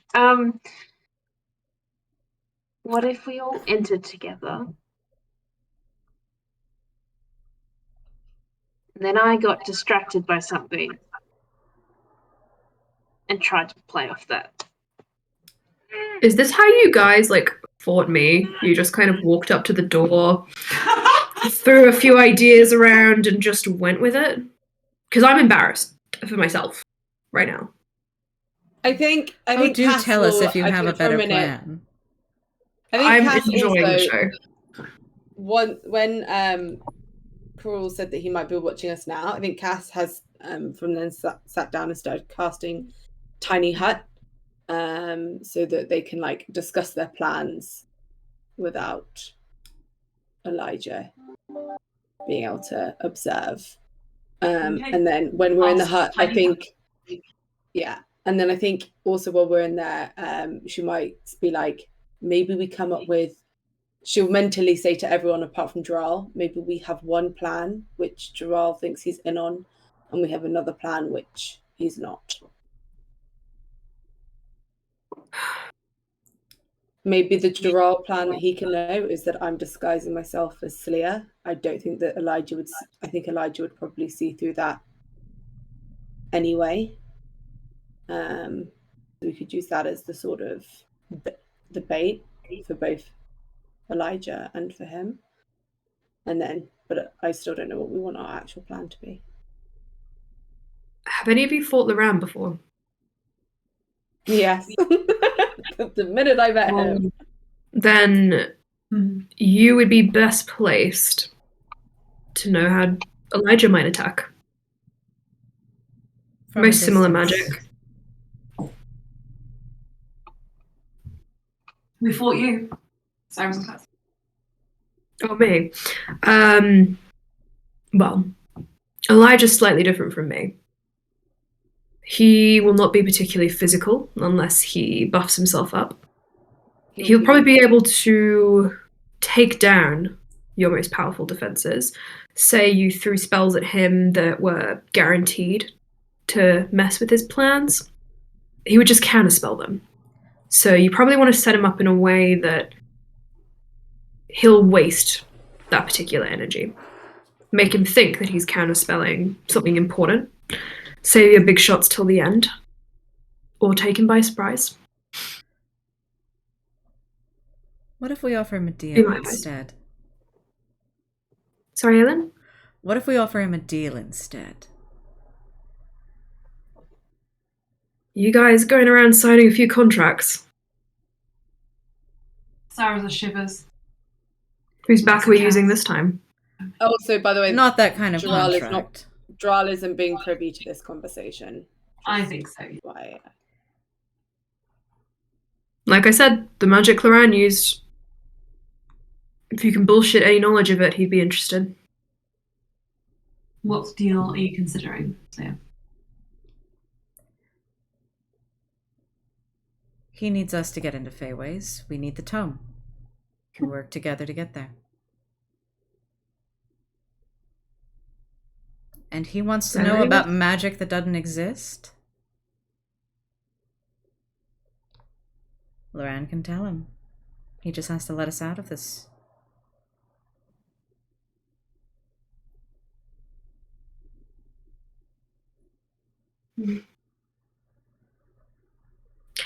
He'll need to let us go if he wants to talk to Loran. Exactly. Doesn't mean all of us, though. So, how do we sweeten the deal?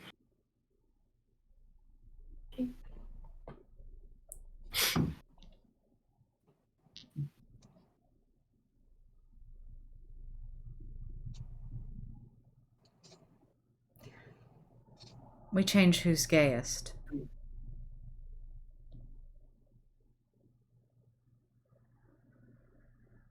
Okay.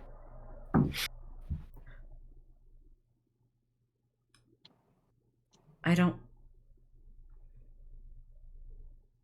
want to have a plan where we risk you teleporting away with Droll and him remaining cursed like that. I would teleport to Ulster, who I would assume would remove it, since they're best friends forever now. But that does feel a little bit better, but you'll be able to teleport into the mansion. He can teleport outside it. How would you change who's gayest? What do you mean? Sarah's asked. Make him an offer. He can take control of one of us. And you want to offer yourself, I assume. It makes sense as a trade. He still controls the tome. And how to get into Feyways. And now he has someone that can use it. Celia, I agree with what you're saying, but I'm not sure offering yourself up might put us. You might have sweetened the pot a little too much. And as you said, Ulster can remove it. Yes, provided we can get them out. Because who's to say Loran might just kidnap Ulster and never come back?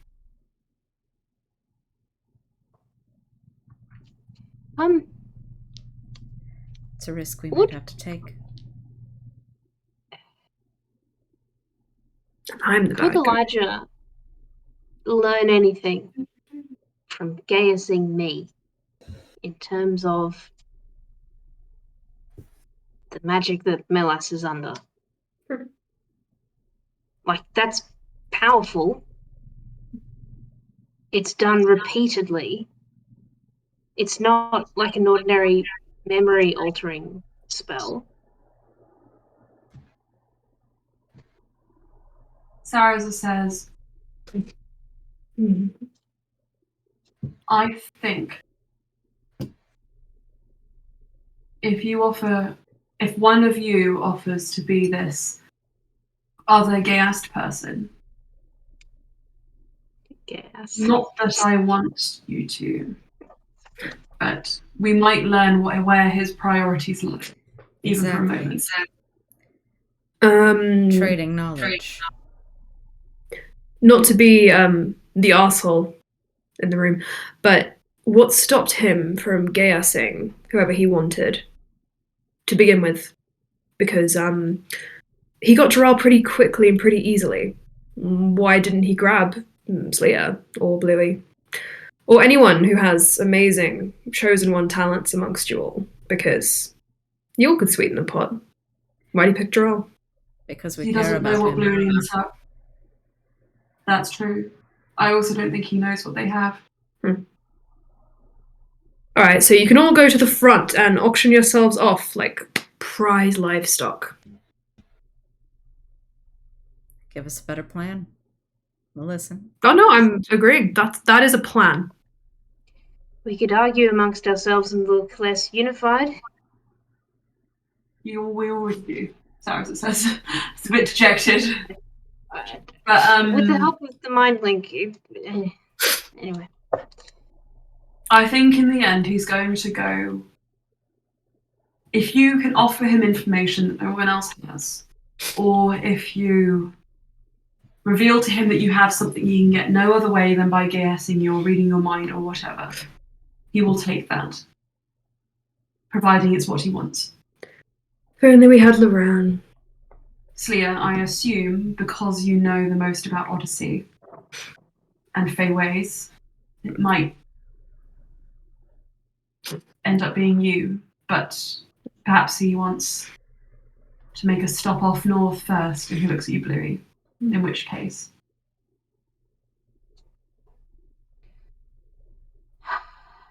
Code word for beating the shit out of him? Ender. Anyway, that was cute. Bluey sheds a tear. That's Okay.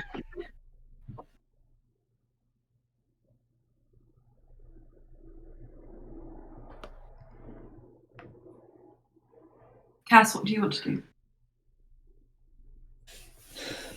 Cass isn't sure about this idea of auctioning ourselves off for the gas because she thinks that Elijah's going to either want to just kill Sleer or take Sleer. Either way, she's not convinced it's the best plan. But I think she'd ask her, so should I still disguise myself as you and try and pretend to be you? And that can be what Jarrell thinks the plan is. I think that's.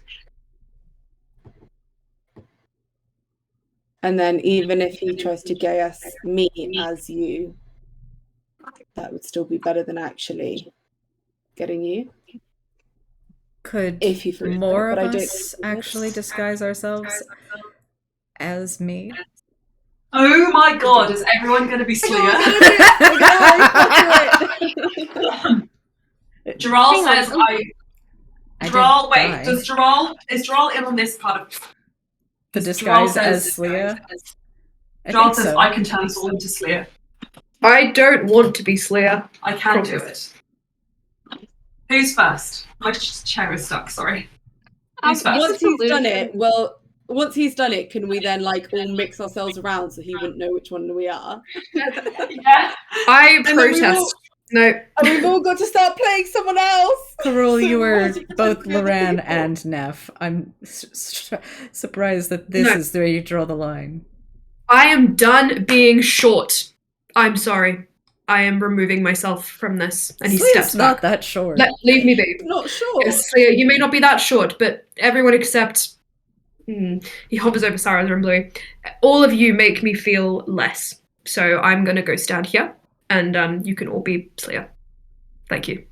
Okay, so Jarrell starts casting Seeming and turns everybody except everybody. And Cass, I'm assuming you can do this to yourself, or do you want Jarrell to do it for you? Once he's done it, can he tell the difference of the magic? No. Or will he be able to drop the spell? Jarrell can drop the spell. Yeah, in that case, she'll disguise herself so that if Gerald decides to just drop it so that if Elijah tells them to, so that they can see, at least there'll be 2 Slayers. Okay, cool. And Sleia drops her pink tiefling form. Everybody turns into Sleia all at once. Except me. Except for come on. Okay. I think Cass would privately message Sleia, and I feel like they should all do a shuffle so Gerald doesn't know.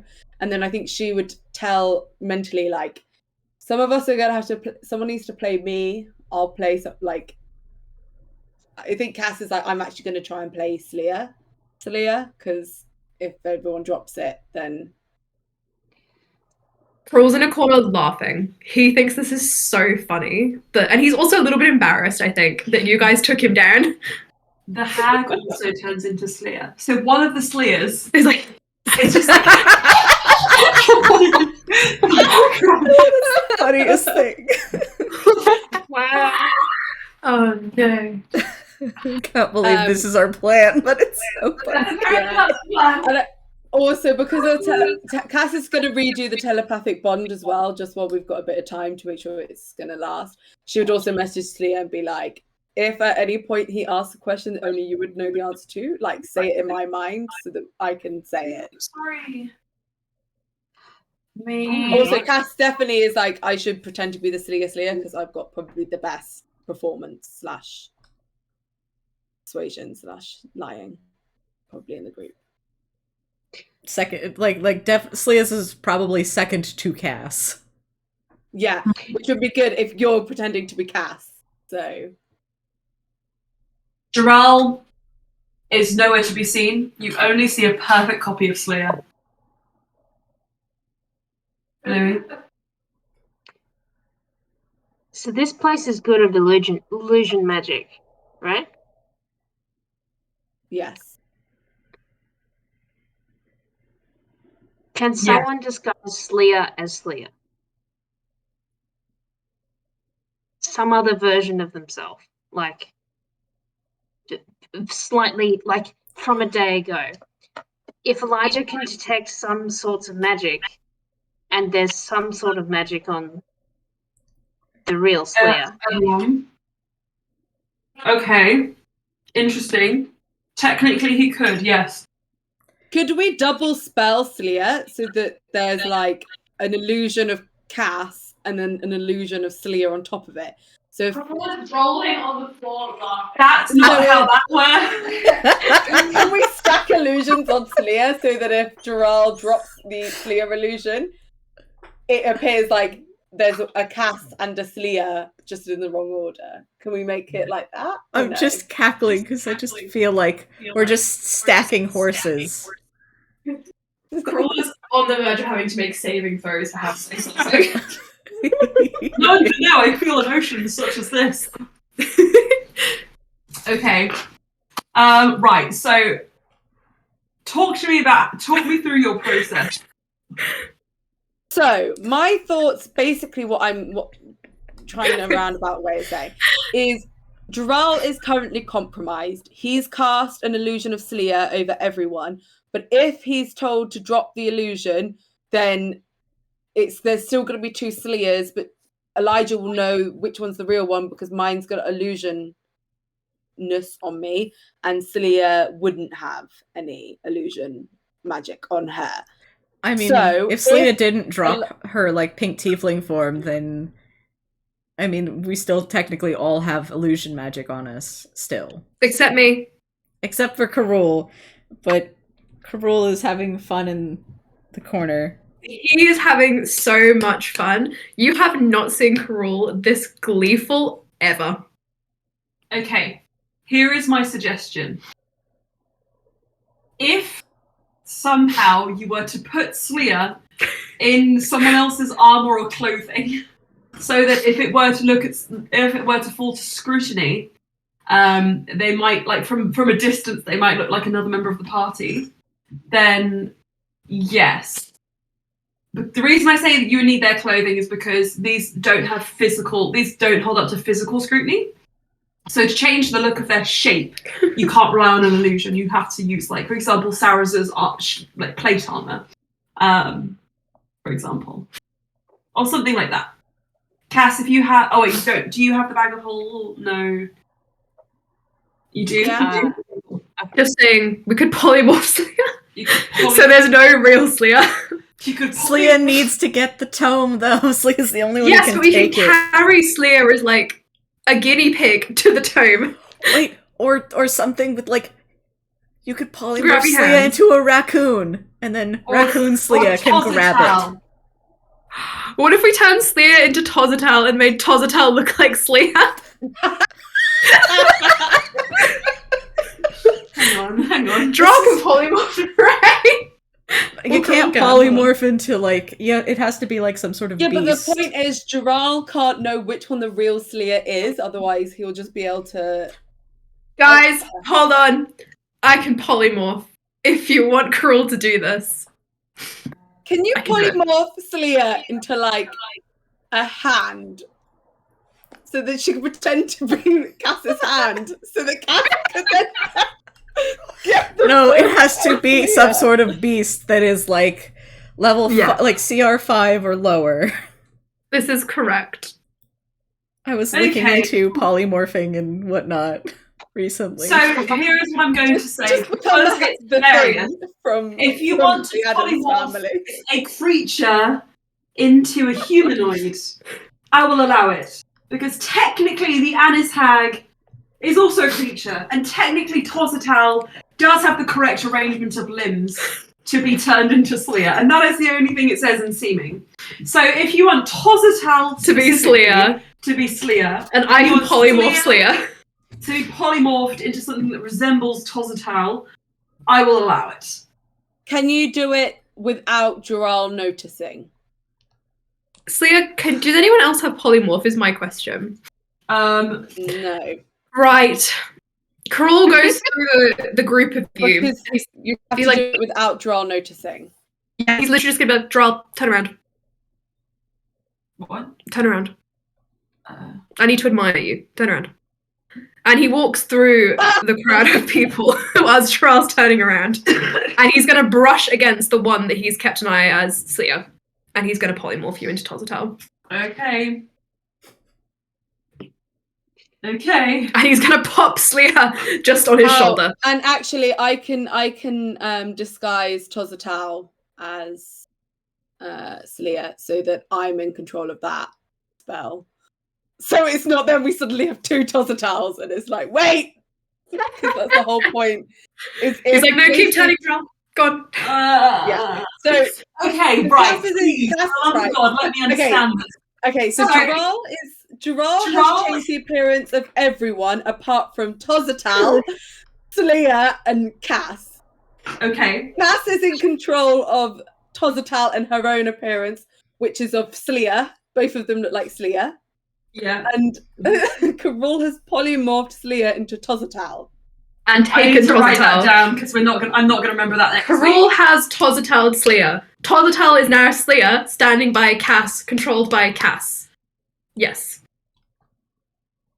Cass polymorphs Excellent, like, Tozatal and disguise self. Both There's no Sleer. point. There's no point if like Gerald can't be the one to polymorph. Gerald doesn't know anything. no, Yeah, Charles yeah, thinks that Cruel's otherwise- tricking him out. It would defeat the whole point of trying to disguise the real Sleer. Wait, Cruel he's checking him out, but he looks like Sleer Sleer. turns to. Wait, what? You don't know Cruel's sexuality. Wait, what did you say? I may not know Carul's sexuality, but I don't think it's Sleer. Morph Sleer. I would like Cruel to add in the telepathic link as well. He will say, I am a bit down on magic now. Pat Sleer on the head. Okay. Good Tozatal. Gerald knows nothing. No. Gerald seeming everyone. Cass polymorphs Tozatal and disguise self, both Sleer. Carol polymorphs Sleer into Tozatal. Yep. Gerald knows nothing. Gerald. Gerald. Okay, cool. Combined, they have one brain cell. Why is it in italics? Gerald knows nothing. Everything Gerald else knows is in- nothing. I think real Sleer would be on Cass's shoulder. No, That's real like- Slee is Like, on Carol's- Carol's shoulder. Yes, Leah's on Carol's shoulder. Okay. Oh, okay. And Slee is just Jesus like, Christ. it's Jason He's very Bourne. happy. Ah! He's like, my polymorph, my rules. Is Fair. Slee just goes with it Carol- because she's like, okay. Carol is still himself, right? Yeah, he refuses to be Carol is polymorph the because he didn't want to be only short. one that right now isn't either Leah or Tosatal. Carol's 6'3". He feels like he's been downgraded too many times.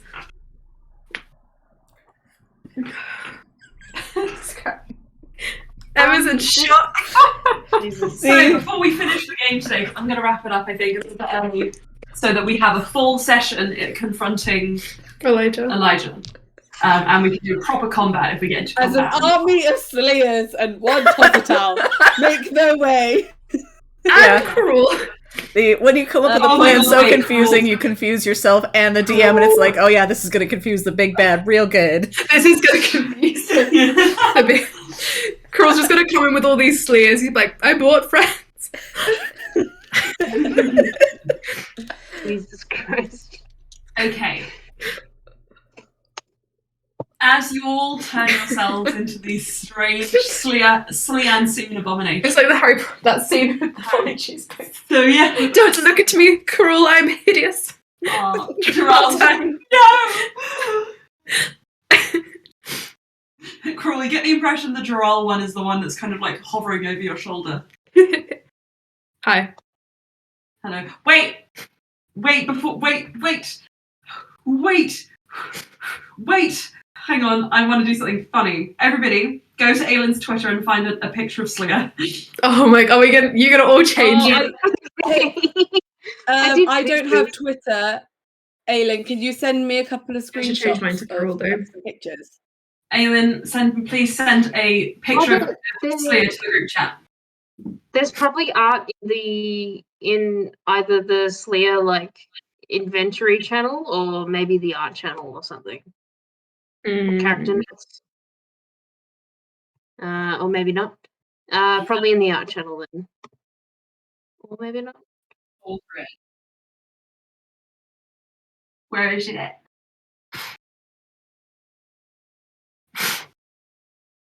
Are you linking to it? Yeah. Nice. Shit. Okay, I've changed mine to Carol. Very good.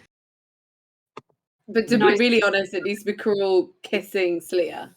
Yeah, that's so true. Oh no. That's something no one wants to see. Alright, I'm going to use I will You don't know confirm what's in Carol our is a hearts. homosexual. homosexual. Okay. This is, guys, guess what? This is the real fun. This is the real good fun. Fun for all the family.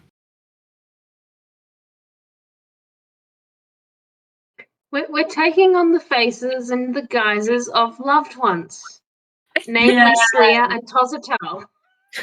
Yay. I am Slayer. Just like Elijah does. You know, if you squint, he Oh could. my God. If you squint, he could be kissing Slayer. Yeah, you really, really squished. Very good. So yes, everyone. With Wait, I haven't done it yet. Photo? Give me a second. Or- Where's Me my and Parade of Slayers. Anna, you absolutely have to make your Slayer. Sorry. I'm You absolutely have to. I'm on it. Hang on. I'm selecting the photo as we speak. Sorry. Oh, it's saved with a buffering thing. I don't want that. That's really fine. annoying. Ah. Alright, it will just do for now until I can.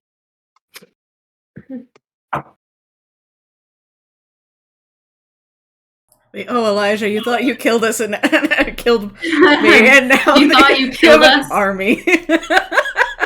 You come back with an army of Slayers. Yeah. Oh How's that one? yeah. Fresh haircut one. This is fun. What is happening? So, I'm gonna just, before your call starts, George, I will... I don't have a call now. That's what that one was earlier. Oh, nice. Ooh. I mean, Okay. I can go for at least another half hour, so... Okay. Let's see. I'll find a good resting point after you enter, if you enter. The army is here. The army is here in spirit. So, the magic hut falls away. Sleer, Sleer, Sleer, Sleer, Karul, and Tossatown. Kroll is still laughing. Slayer can probably feel the vibrations as he's just cackling. I'm going to refer to all of you as Sleer until you start forgetting who you are. All of you Sleers, make your way carpet or foot. Oh, I did Wow. that one. We should go in foot in like a V formation. Flying V with Tossatown at the front and Karul at the back. No, Toss stays with me. Of course. One of the Sleers, Hag. The Annis Hag at the front. The Annis Hag at the front. She actually, right, guys, I'm going to tell you exactly how this happens. You fly in V formation with Karul and Tossatail at the front, and you hold your formation for a while, and then the Annis Hag, just unable to contain themselves, just runs ahead, like, and disappears around the corner. Oh no. You kind of all sort of fall to a stop for a moment, and you hear like a strange, like, flying. Fuck's sake, The Annis Hag is very smart if you're going to insta-kill it, by the way. The Annis Hag starts breaking things and wreaking havoc around the corner. in the mind, the telepathic like Slay is like, that's a distraction. Kroll just wipes a tear away. He's like, thanks, Ulster. And you... Hang on, do any of our disguises change how our voices sound, or is that all down to performance? It's all down to performance. It's so fun. Fuck. You guys just don't talk if you're not confident in your ability to convey. You can still telepathically speak to one another. So, I like to believe that Gerard will do the best job since he's a bard. Gerald is a bard. I think that's funny. Gerald does look a lot like the real Slayer at this point. You kind of, half of you are convinced it's him, then you remember it's Hozzitail's the real Slayer. Yeah, Kroll's like, ugh. But alas. I can tell from the way Gerard walks. I'll give him that. Mm-hmm. Everyone else is like, I don't care who you are. Mm-hmm. The way you know it's Gerald is because he looks so much like the actual Slayer. Yeah.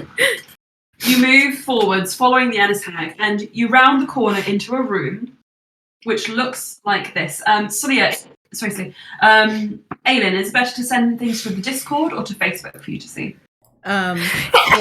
Bless you. Thank you. If you send it to Discord, I will see it faster because I will get notifications. That's fine. Hang on. Yeah, if y'all ever need to reach me in game, Discord is the way to go. Okay. Because I've got my character sheet in Discord up on like the family computer to the side, and then the recording on like the big computer. Which is I have like record 3 on maps. HD.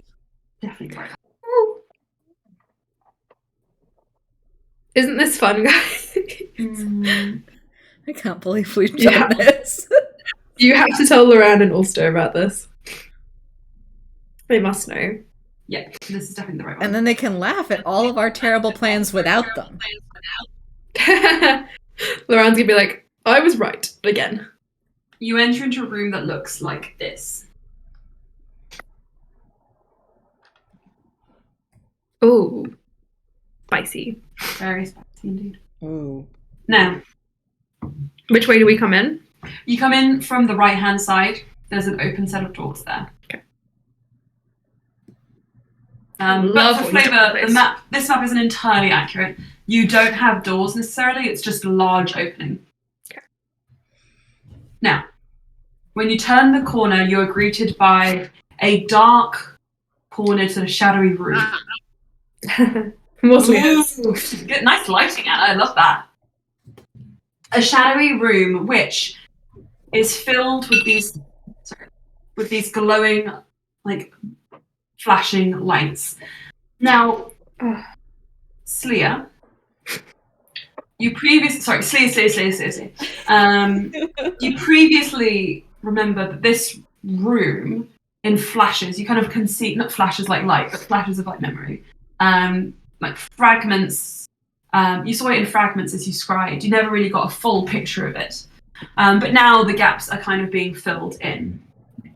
The lab here is split over 2 levels. This is the lower room, the lower level, and at the very back there is a sort of platform above this large green kind of like flashing container. The platform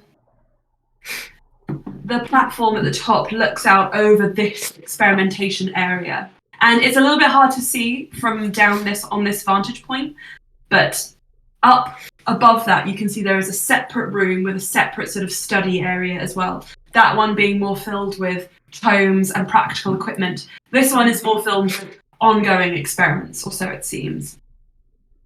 Around the edges of the room, there is magical equipment that has been packed away or broken. Anything that was shattered, sort of, or displaced in the move from the material plane to the Shadowfell is stacked up there. So these piles of debris, vaguely arcanic debris.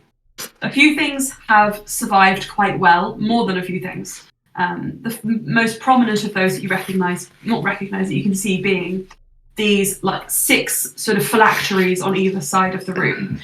Tall and glowing, each one of them contains a humanoid form, which is vaguely kind of hazy as the thick liquid that surrounds it obscures the inhabitants from view. All of these are connected with tubing and wires across the floor, and all of these connect and converge at the largest of the phylacteries.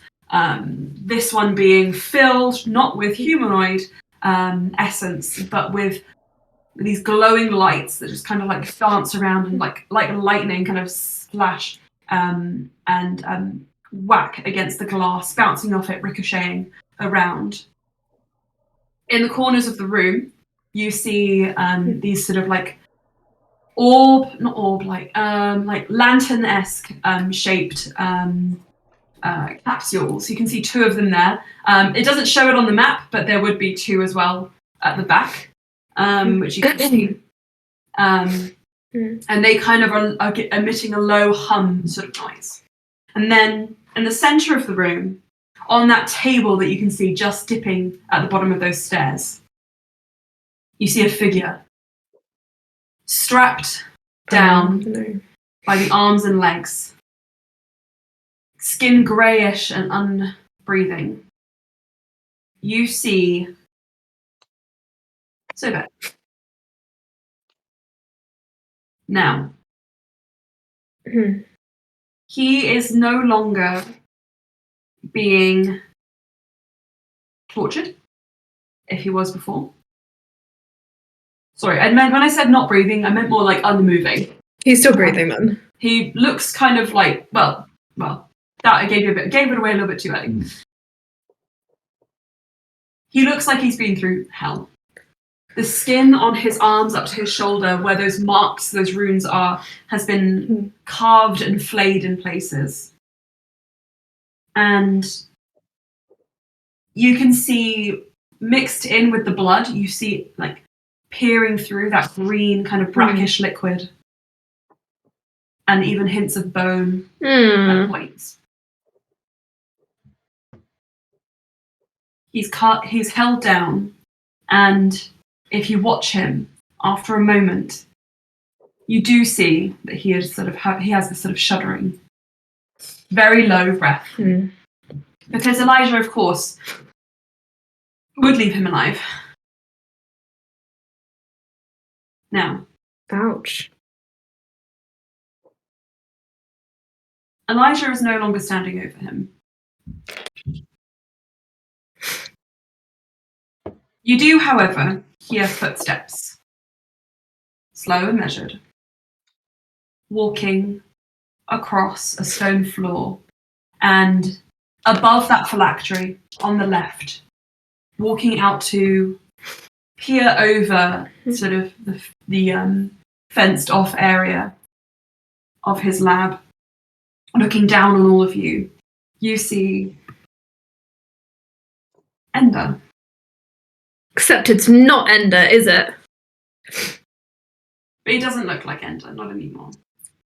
One arm still missing, though from the way his shirt hangs, you can tell it's been partially regrown or something has been added there. Glasses pushed high up on his nose, but dressed in a far maturer manner than Ender ever did. Clothes that, well, didn't quite fit Ender, seem to fit him much better now. Elijah looks down And sees a harem of slayers. and says, well, this is certainly not what I was expecting, but I'm no less amused by your attempt. It's quite funny, isn't it? Well, we've always had a sense of humor, haven't we? Welcome to my lab, though I am certain that you've seen it plenty of times before. And he looks at Slia, and then at Slia, and then at Slia, and then at Slia, and then at Carol. I was like, don't look at me. Don't forget you're channeling Cass, Aelin. Slee is currently channeling Tazatal. Oh shit, yeah, you're channeling Tozatal. You're not disguised as it. Forget it. Okay, this is very confusing. Okay then. What's that? It was mostly Allstar and Slayer. Also, yeah, so that's why he said Slayer. He frowns and then he starts counting. I don't have to know who you are to know that you're not who, well, as many as you used to be. But wouldn't it be fun to guess who's who? No magic, just guess. It's good. You're Loran. I'm joking. I was gonna say. You see, I've done my fair share of playing games. And I don't plan on doing that anymore. Now, I don't know what you expected by coming here, but if it was to witness my great work, then certainly, so long as you don't obstruct my path, I'll allow this. It certainly is great work, but we came for Sobek. You can have him. I already got what I needed. Can I insight check Elijah? You may. Same? Yeah, same. Yeah. Very good. And all of us give the same look Forget Celia it. does when like she's trying to do inside. So all of us, like me and Cats, are like this, like 27. 57. 5. 29. Bless you. Bless you.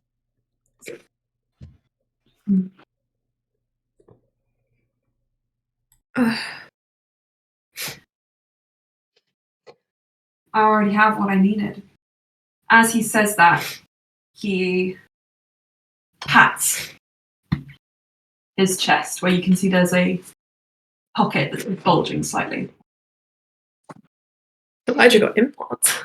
Oh my gosh. And he taps his hip where there's a pocket that's bulging slightly. He's like, check out my new melons. Y'all hear the orb of dragonkind in the telepathic link. Mm-hmm. if you've made it this far through my laboratory, then I'm sure you're willing to hear an explanation as to why all this is here. I love villain monologues. Do it. In your head, oh, I know Cass doesn't say it out loud, but in her head, she's like, yeah, you would know. She doesn't actually say it. He says that with full awareness. To be fair, though, at that, you do get, like, you would know, but Cass does, you kind of get a little, like, mental laugh from Cass. The Alice Hag choice. The girl's like, say she likes me. Alice Hag is kind of currently chewing on the leather of sort of exchange. It's fine. Elijah's like, is that Ulster? Ulster? Ulster? Right, so, anyway. This is so chaotic.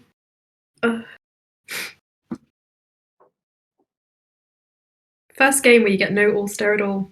In 4 years.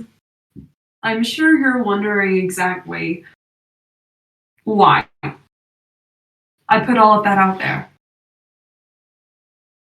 Well, I'm afraid I'm going to have to leave you a mystery. That's not part of the villain monologue, Elijah.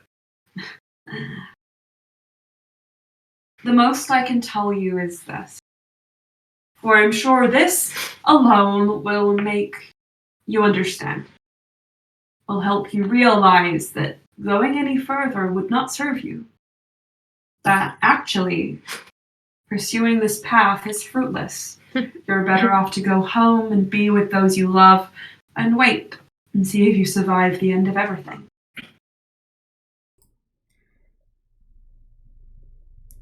In the telepathic link, y'all hear, and what about the people you loved? But nobody, but it can't be heard out loud, so. Carol will take that and be Yeah. like, what about your wife? Elijah, I'm just interested, actually. One of the slayers puts the hand up. Sorry. I was going to suggest, what if we all said what Slayer says in our minds to say Yes! at once? Yes! Yes! At the same time. That's so creepy, I love it. That's very funny. Yes, Anna. So what are you guys going to say? What about the people you love? So, what about your loved ones? Right, ready? 3, 2, 1. What about your loved ones? You didn't say it! I'm not clear! That's true. He says, what about your wife? Okay. There's like an echoing chorus of that, and Elijah does step back. He's like, what? It's like the ood. He kind of gathers himself and he says, the only thing that I love is magic and science. You cold, unfeeling bastard. I think Carol and Slayer has to be leading this, but Slayer, you're just going to say in our mind what you want us to say, so that we can just say it. Definitely. She is happy to let Carol take the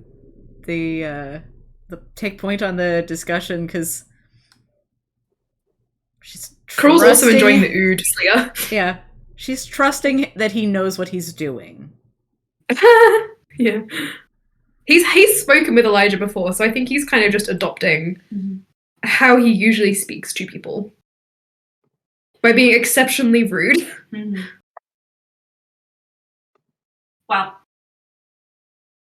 this has been enlightening. That was a terrible villain monologue if it's over, Elijah, just saying. Make a persuasion check. Isn't there anything else you want, Elijah? On 3. Oh, Carl's really good at persuasion. 21. Okay. In hopes to give a advantage on that persuasion. Okay, you can go advantage. Advantage? Anyone should be fine. Oh, thank you. 28. 28. Okay. I think in the future, Aileen, you're going to have to count us down to say it, and we'll. You're the lead, Ood. Lead Ood. You're the lead Ood, but Tozatal Ood. Tozatal Ood. Tozatal looking so thoughtful, and then Tozatal Slia says it was Kristen, the only one, her the one that's chewing. I feel like maybe there's two Slias nibbling at the bottom of Sobex. Oh no. Oh my god, okay. So, What if I told you one of those was Ulster? shush. Shush, crawl. Silence in the library. Something else I wanted. You've been going through my things, haven't you? It's a bit of an unfair accusation, Elijah. I've seen it all. I could replay it for you. Yeah, but technically, wasn't that Odyssey's things? Mm-hmm. So technically, you've been going through Slea's things by inheritance. Mm. Can you inherit something if you don't know it exists? We did know it exists. We've known for ages. Right, guys? I feel like that's most inheritance. Cass doesn't say that. She says it in their head.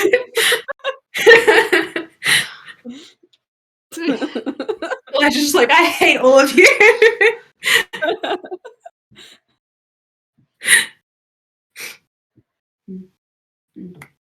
Okay. Right. Well. Where's the missing piece of the book, Elijah? 3, 2, 1. Where's the missing piece of the book, Elijah? There's a course of Elijah.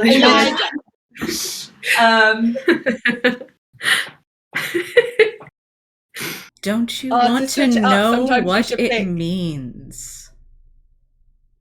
I think also there should be, what could be fun is if Celia then picks someone to say the leader, and then everyone else just echoes the last word and mixes it up how we're creepily doing. It's a or coordinated effort. Basically one starts and they can kind of continue the words throughout them all saying it. Yeah. Like a chorus. I do. This is scary. It's a very creepy chorus. In my head, all of that is happening. Yeah. Elijah Should we roll says, a group intimidation check to see if that's good. Who rolls it? And what do we add? Or no, we all intimidate, right? We all roll and it's the average, isn't it? Do I get to roll? You get to roll. Oh, almost a natural 20, but it was a 30. Ooh, I have +5 intimidation. Natural 20! Natural 20. It's a 19. 19. Oh, of course, Bluey coming in with the nat 1. Okay, so what has everyone got? 19. What was your total, Celia? 23 with a natural 20. What did Sarah get? Sarza? My dice are my Drow. Do you want me to roll for you? Yes, please. 17. 17 plus everyone. 1. 18. And Drow? Do you want me to roll for draw? Yeah. Wait, I need Draw got a 19. I need to look up draw stats. 19 for draw, flat. I'm using Ulster's dice. Total by. Now this is me seeing if I can actually do maths. So there's Cass, Bluey, Celia, Crawl. How many are we? Because are we also rolling for creepy? Draw's really scary. Yeah. Draw So 26. 26 for draw. And are we having the hag and the town rolling any intimidation, considering they're creepily so much more charismatic. They need chewing to at the bottom? Crawls in the background growing clouds. Mm-hmm. But they're not mind linked and synchronized, and they can't. How many was that? So that was 7. 7. Wait, I didn't roll for the Anna's hag. Oh, sorry, I was confusing the other side. Hold on. Okay. What is it? It's a.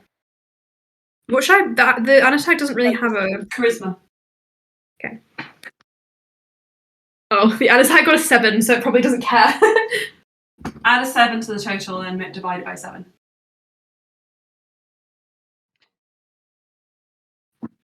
That is an average of 18. Perfect. Elijah. That natural 1 pulling us very much down.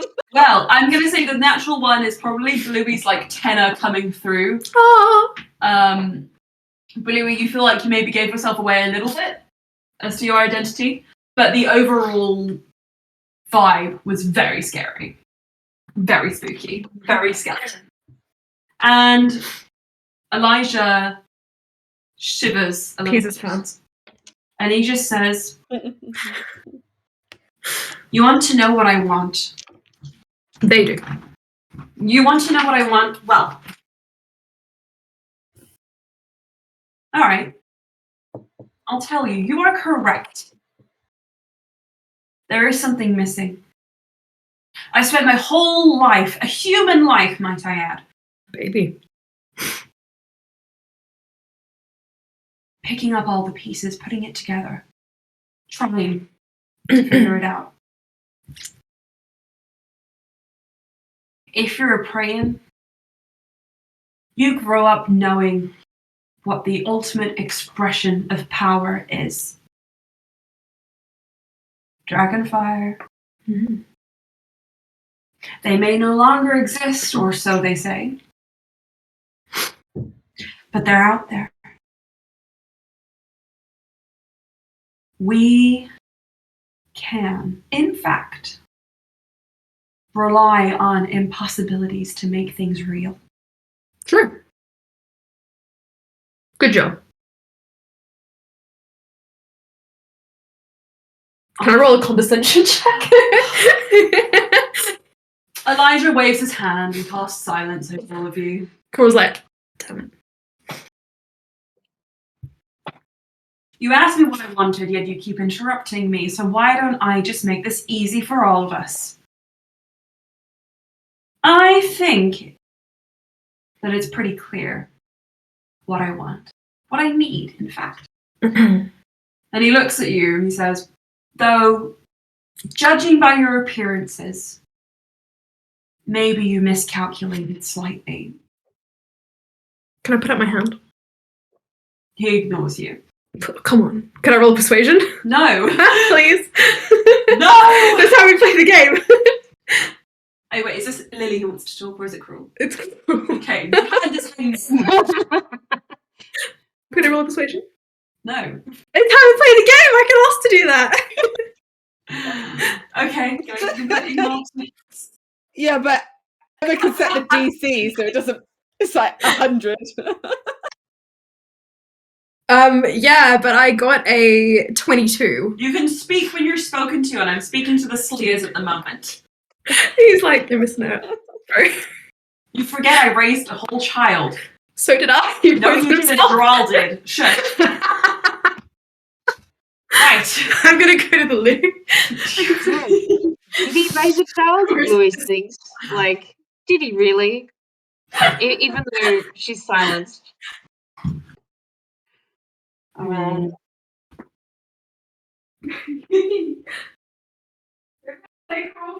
No, you're not.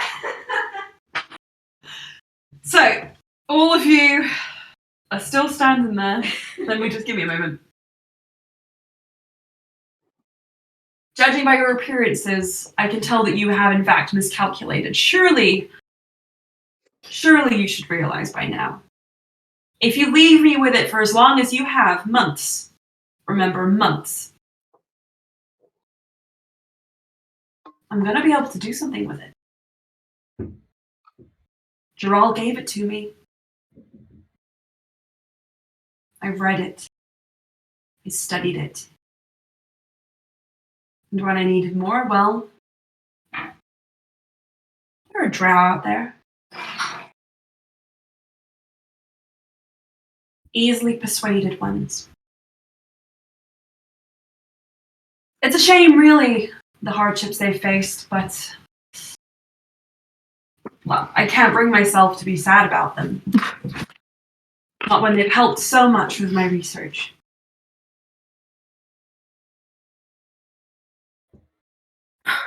All of this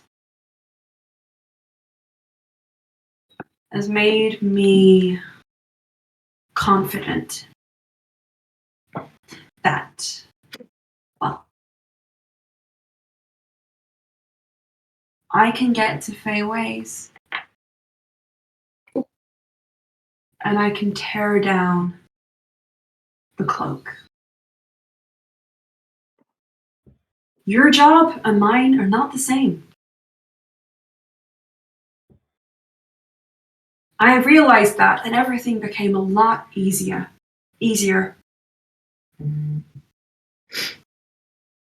Sleia, you need, well, from my understanding, to make sure the cloak is intact. Emma, we failed our property thing because the lawn wasn't mowed properly. The lawn wasn't mowed. And we have to go. He's coming back on Friday To mow the lawn. for a property inspection To mow the lawn. because the lawn wasn't mowed properly. Wait, hold on.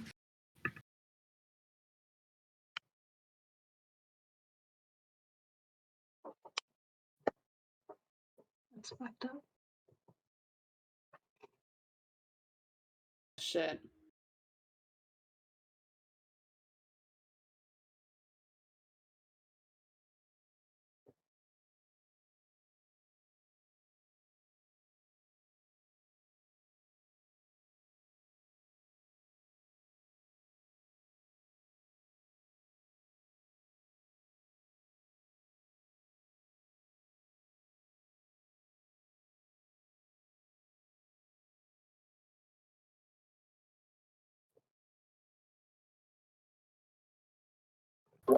Anyway, hello. How can she be not prepared to renew? Sorry. Anyway, 25th April's not. That's the 20. That's Monday. Yeah.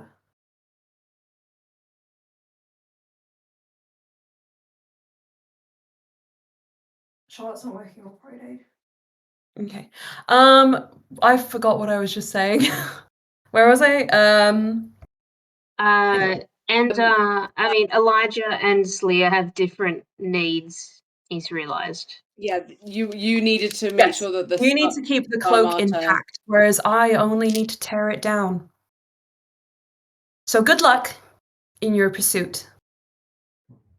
But my involvement with you ends here. And unless there's anything you guys have to say. I have something to say. Can we switch microphones? Yes. Sorry, guys, just pissed off because the lawn's fine. Crawl's still waving his hand if you remove the silence. Does he? Also, the silence, You can we step wouldn't out have of been silence, able you to. can. We wouldn't have been able to hear anything he was saying in the silence. Well, okay, I'll retcon because he would have known that. That's fine. It didn't happen. You're good. Coral, what do you want to say? You can say whatever you like. Crawl will step around the silence if it's still. He'll say, Elijah, we do have something to offer you if you're prepared to work with us. He didn't say anything. Did you or did you not place a very powerful cursed item upon a party member of ours? Doesn't say anything. And did you expect that item to permanently kill Ulster Game on Dane? Perhaps. As in, can't bring him back, stuck in the astral plane forever and ever. The end. The end. And what if I told you that someone was able to bring him back? Would you say that's impossible? Improbable?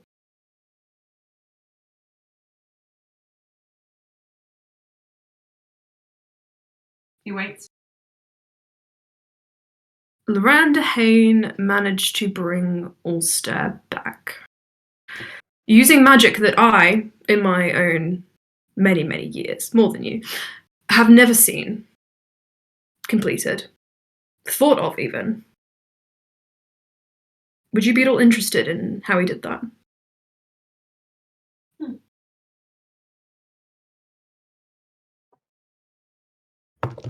Perhaps. Can I insight check him? Yeah. I also forgot, and I'm just going to say it now. I'm not saying that Cass is going to offer it up, but that they do also have a beacon with another beacon with them. Not that Cass is going to want to bring that up, but we do have that too. Gotcha. What do you want from me, then? He looks at the party. I'm just bringing the news. I don't lead these people, as you can tell from their decisions. I'm sure you don't lead them. He looks vaguely across all of the spheres and settles on the Cass sphere.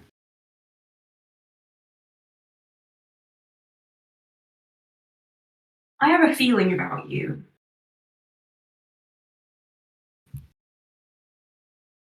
Don't get me wrong, your disguises were impeccable.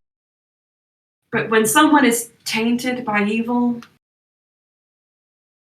real recognize real. So, you're offering me Loran,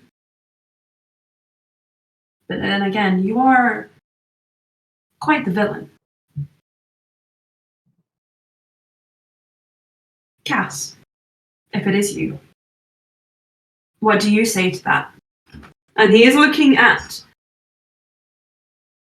Aelin. No, he's looking at the real Cass.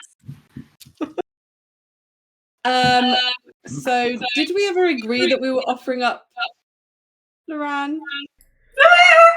I think the idea was we were planning to offer a chance for a tete-a-tete, like to share knowledge, but not just handing over Loran with nothing. Okay. Ooh. If you want a slightly eviler line, you might have the suggestion of not for free.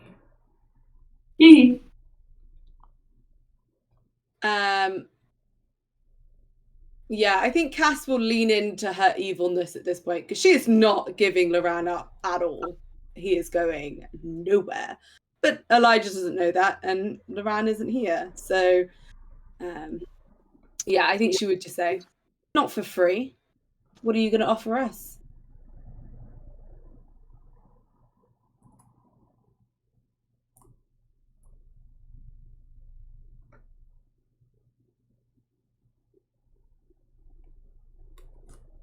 I mean, he looks kind of at his surroundings, looks down at Sobek.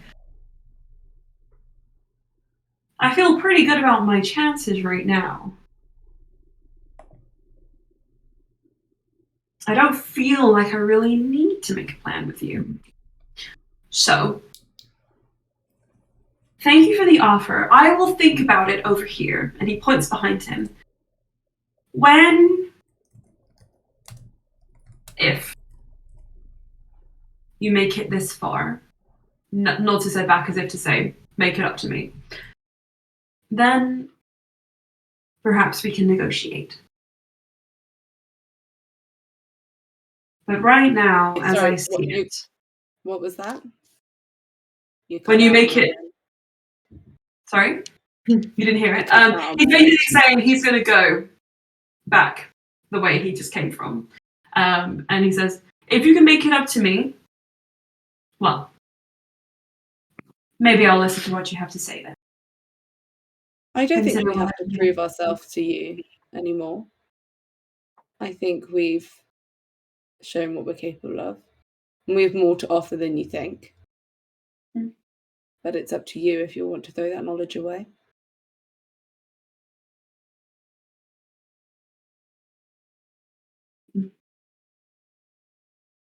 I'm not. Can I roll We have more information than just Loran. Yeah, Cass would repeat that because obviously Sleia is Tossatown. Yeah, Sleia can't speak. Yeah, Ulster created we magic, a bond with Sylvanas. He can turn into a dragon. We know whereabouts of another beacon. Mm-hmm. Okay.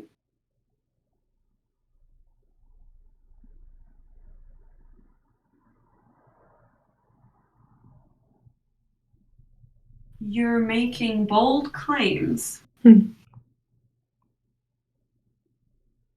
I am very sorry to say that you're not quite hitting the right spot. Well, Elijah, if you do kill everyone here, I will also tell you that Loran will have absolutely no reason to ever come back to this plane of existence and would take Ulster and disappear. So, you would lose that. Just saying. Fun case study. Probably never been done before. All right, then. I see what you're saying.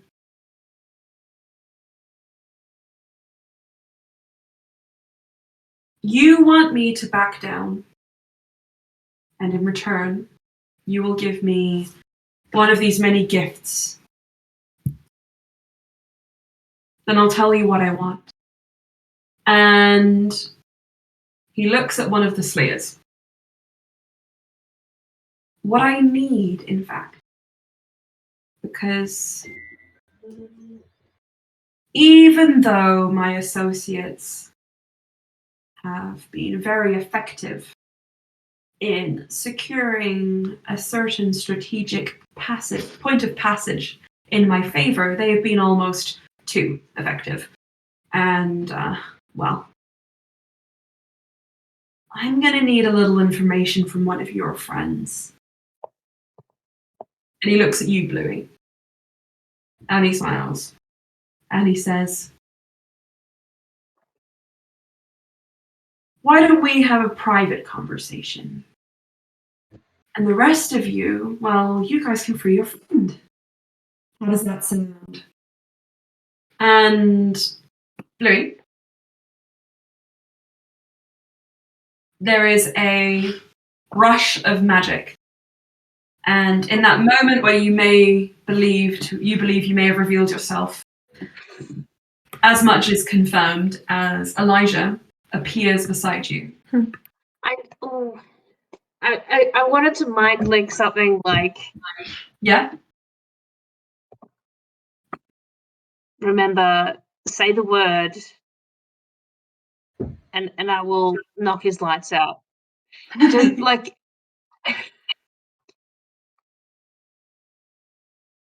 and grabs your shoulder and teleports, disappearing you. Sleia. Is Bluey willing?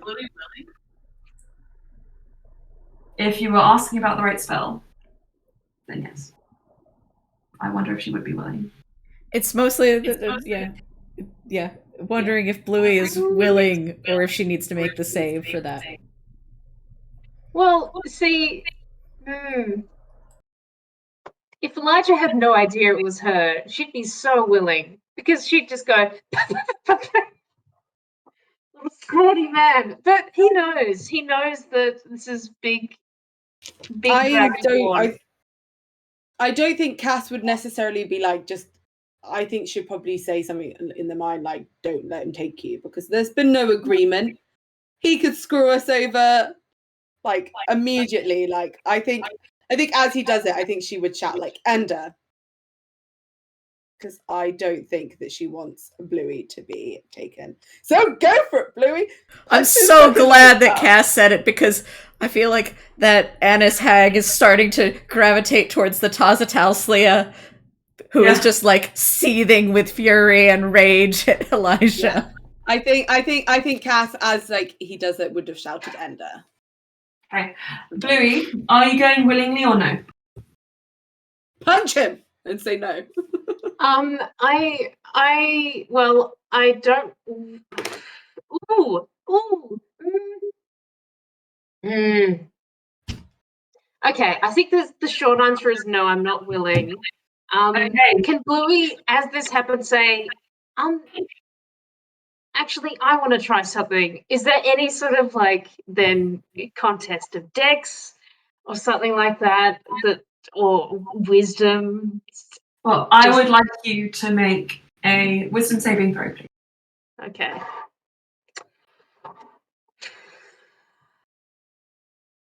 Okay. Where's my Can little? Cass where's cast? No. Can Cass cast something at him? At him, sorry. I thought you meant to buff up this roll, but it's a bit late. No, not to buff the roll, but to try and distract him and Sure. sort of. She's gonna Louis, cast. what did you roll? 17. 17. You disappear. Okay. Fuck. Sorry. All right. I mean, it is getting to a bit time. Cass, I'm gonna have you roll a. This is gonna be the last action of the game. What do you cast? And I need you to roll me a straight d20. If it's above 10, it hits. If it's below 10, it doesn't. I'm gonna cast. Give me a second. Where is it? Yeah, I'm picking this because 1, it's necrotic. 2, it only targets one creature, so I cannot accidentally get Bluey as well. All right, so just a straight d20 and over 10, yeah. Whoop whoop. That was 16. So I cast Negative Energy Flood, which is ribbons of negative energy at one creature you can see, and they take 5d12 necrotic damage. Okay. What's the saving throw? A con save, please. And I'm hoping that if it hits, where we are, we'll make it even better. One save for Elijah. I was holding this up on a vertical or a horizontal sheet as if it was going to spin itself around like a laptop or an iPad.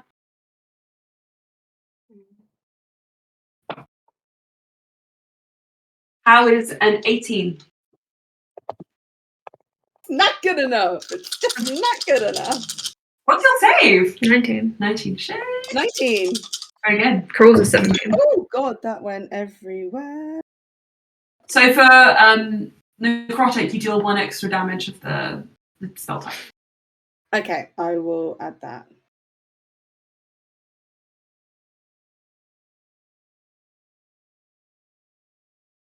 And can I also ask what level is the spell? 5th.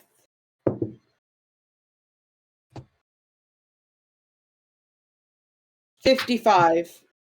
55. Okay. Well, the results of that, what it looks like, what happens, we will have to learn next week as your arc of negative energy slams just as he disappears. It almost disappears with it. And Bluey, as Talia, is taken away from you as well. Wait, Bluey is taken away or Slayer? Bluey as Slayer. Bluey. Oh, Bluey as Slayer. I thought Bluey's disguise was